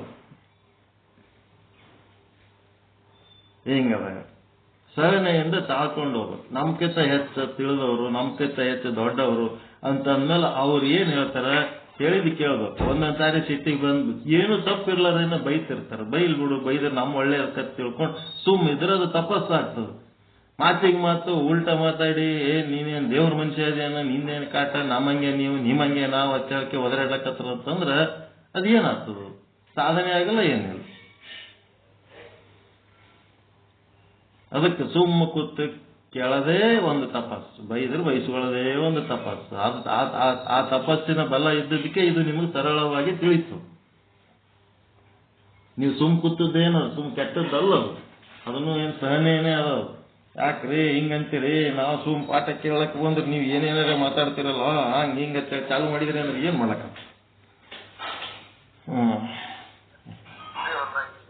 ಏನ್ರಿ ಸರಿ ಒಂದ ರಿಣಗೇಡಿ ಗುರು ಶಿಷ್ಯರು ಇರ್ತಾರ. ರಿಣಗೇಡಿಗಳು ಋಣ ಇದ್ದವರು ಜೋಡಾಗಿರ್ತಾರ. ರಿಣಗೇಡಿಗಳು ಏನಂತಾರ, ಅವ ಗುರುವಿನ ಋಣ ಇಲ್ಲಂದ್ರೆ ಗುರು ಹಾಳಾಗೋಗ್ತಾನ, ಶಿಷ್ಯ ಸರಿಗಿಲ್ಲ, ಶಿಷ್ಯ ಹಾಳಾಗೋಗ್ತಾನೆ. ಇಬ್ರು ಅಷ್ಟೇ. ಇಬ್ರು ಕೂಡಿದ್ರೆ ಕೆಲಸ ಆಗ್ತದ. ಅನುವಿನಿಂದ ಇಬ್ರು ಕೂಡ ಮಾಡಬೇಕಾದ ಕೆಲಸ. ಗುರು ವಿಷ್ಣು, ಗುರು ಮಹೇಶ್ವರ, ಗುರು ಸಾಕ್ಷಾತ್ ಬ್ರಹ್ಮ ಅಂತ ನಮ್ಗ ಸಾಕ್ಷಾತ್ಕಾರ ಮಾಡಿಕೊಡ್ಬೇಕಂತಿದ್ರೆ ಮತ್ತೆ ನಾವು ತಿಳ್ಕೊಬೇಕಂತಿದ್ರೆ ಕೂತಿಗೆ ತಿಳ್ಕೋಬೇಕು. ಅನುವಿನಿಂದ ಹೆಂಗ್ ಹಾಕಿರ್ಲಕ್ಕ ತಳ್ಕೊಂಡು ಹೋಗ್ಬೇಕು, ಮತ್ತೆ ಜಕ್ಕೊಂಡು ಹೋಗ್ಬೇಕು. ಏನ್ ಮಾಡ್ಲಕ್ಕಾಗ್ತದೆ? ನಮಗೆ ಸಿಕ್ಕ ವಸ್ತುನೇ ಇಂಥದ್ದು. ಗುರು ಸಿಕ್ಕಿರ್ಬೋದು, ಹೆಣಿತ್ ಸಿಕ್ಕಿರ್ಬೋದು, ಗಾಂಡ ಸಿಕ್ಕಿರ್ಬೋದು, ಮಕ್ಕಳು ಸಿಕ್ಕಿರ್ಬೋದು, ಆಫೀಸ್ನಾಗ ಅಧಿಕಾರಿಗಳು ಸಿಕ್ಕಿರ್ಬೋದು, ಸಹೋದ್ಯೋಗಿಗಳು ಸಿಕ್ಕಿರ್ಬೋದು, ಅಕ್ಕಪಕ್ಕದ ಮನೆಯವರು ಸಿಕ್ಕಿರ್ಬೋದು. ಎಲ್ಲರೂ ನಮಗೆ ಸಿಕ್ಕವ್ರು ನಮ್ಮ ಕರ್ಮದ ಫಲನೇ ನಮ್ಮಲ್ಲಿ ಬಂದಿರ್ತಾರ. ಅವ್ರು ನಮ್ಮ ಕರ್ಮದ ಫಲನೇ ನಮ್ಗ ಎಲ್ಲ ಸಂಬಂಧ ಹೊಂದಿ ಬಂದಿರ್ತಾರ ಅವರು. ಆಯ್ತು, ಕರ್ಮ ಫಲ ಸುಮ್ ಭೋಗಿಸ್ಕೋತ ನಮ್ಮ ಲಕ್ಷ್ಯ ಪರಮಾತ್ಮನ ಕಡೆ ಇಟ್ಕೊಂಡು ಇದ್ದಂಗೆ ಭೋಗಿಸ್ಕೋತ ಗೆದ್ದು ಹೋಗ್ಬಿಡೋದು ಅಷ್ಟೇ. ಓಕೆ, ಮುಂದೇನು ಹೇಳ್ತೀರಿ ಹೇಳ್ರಪ್ಪ? ಟೈಮ್ ಭಾಳ ಆಯ್ತು, ನಮ್ದಂತೂ ಮುಗೀತು. ಸುಮ್ಮನೆ ಅದು ಬ್ರಹ್ಮ ಬ್ರಹ್ಮ ಅದು ಹೇಳ್ಬೇಕಾಗಿತ್ತು. ಹೊರಗೆ ದೇವ್ರು ನೋಡಿದ್ರೆ ಎಲ್ಲಿ ತಪ್ತೀವಿ? ಬತ್ತುವ ಮರವ ಅದೇನು ಬತ್ತುವ ಜಲವ ಒಣಗುವ ಮರವ ನೆಚ್ಚಿದವರು ನಿಮ್ಮ ನೆತ್ತಬಲ್ಲರಯ್ಯ ಕೂಡಲ ಸಂಗಮ ದೇವ. ನೀರ ಕಂಡಲ್ಲಿ ಮುಳುಗೋರಯ್ಯ, ಮರವ ಕಂಡಲ್ಲಿ ಸುತ್ತುವರಯ್ಯ. ಇವರೆಲ್ಲ ಏನು 12 ಜ್ಯೋತಿರ್ಲಿಂಗ, ಅಷ್ಟಾಷಷ್ಟಿ ತೀರ್ಥಕ್ಷೇತ್ರಗಳು, ಇವರೆಲ್ಲರೂ ಅದೇನೋ ಬರಿತಿರಲ್ಲ, ಕಲ್ಲಲ್ಲರಸುವ ಕಳ್ಳನಂತೆ ಅಂತೇಳಿ. ಇವರು ದಾರಿ ತಪ್ಪದವ್ರು ಎಲ್ಲರೂ. ಹೊರಗೆ ದೇವ್ರು ಹುಡುಕುತ್ತ ಓಡಾಡವ್ರು. ದಾರಿ ತಪ್ಪ್ಯಾರ ಅಂದ್ರೇನು? ಸರಿಯಾದ ಮಾರ್ಗದರ್ಶನ ಸಿಗ್ಲಾರ್ದಕ್ಕ ಅವರು ಅದೇ ಹುಡುಕ್ಲಕತ್ತಾರ. ನಾವೇನು ಹುಡುಕ್ಲಕತ್ತೀವಿ ಅವರು ಅದೇ ಹುಡುಕ್ಲಕತ್ತಾರ. ನಾವು ಸ್ವಲ್ಪ ಮುಂದದೀವಿ, ಅವ್ರು ಸ್ವಲ್ಪ ಹಿಂದದಾರ ಅಷ್ಟೇ. ಮುಂದೆ ಅದೇ ಲೈನಿಗೆ ಬರ್ತಾರ. ಅವರು ಪ್ರಾಮಾಣಿಕವಾದ ಹುಡುಕಾಟ ಇದ್ದವ್ರು ಈ ಲೈನಿಗೆ ಬರ್ತಾರ, ಬರಲೇಬೇಕು. ಪುಣ್ಯ 800 ದೇಶಗಳ, ನಮ್ಮ ಭೂಮಿ ಮೇಲೆ ಏನದವ 800 ದೇಶಗಳ ಎಲ್ಲಾ ಪ್ರಜೆಗಳು ಶುದ್ಧ ಬ್ರಹ್ಮಜ್ಞಾನ ಪೀಠಕ್ಕೆ ಬರಲೇಬೇಕು. ಇವತ್ತಿಲ್ಲ ನಾಳೆ ಒಂದು ದಿವಸ ಅವ್ರೆಲ್ಲಾದ್ರೂ ಇಂಥದ್ದು ಜ್ಞಾನದ ಪಾಠ ಮಾಡ್ಲಕ್ಕತ್ತಾರಂದ್ರೆ ಅದು ಶುದ್ಧ ಬ್ರಹ್ಮಜ್ಞಾನದ ಪಾಠನೇ ಇರ್ತದ, ಮತ್ತಿನ್ನೇನು ಇರಂಗಿಲ್ಲ. ಇಲ್ಲೇ ಬರ್ಬೇಕಂತೇನಿಲ್ಲ, ಎಲ್ಲಿದ್ದರೂ ಮಾಡ್ತಾರಲ್ಲ ಅದು ಶುದ್ಧ ಬ್ರಹ್ಮಜ್ಞಾನದ ಪಾಠನೇ. ಇಡೀ ವಿಶ್ವದೊಳಗೆ ಅತ್ಯಂತ ಶ್ರೇಷ್ಠ, ಅತ್ಯಂತ ಯೋಗ್ಯ, ಅತ್ಯಂತ ಅಗ್ಗವಾದಂತ ತತ್ವಜ್ಞಾನ ಇದೆ. ಓಕೆ, ಬಾಯ್ ಬಾಯ್ ಬಾಯ್. ಎಲ್ಲರಿಗೂ ಒಳ್ಳೆಯದಾಗಲಿ.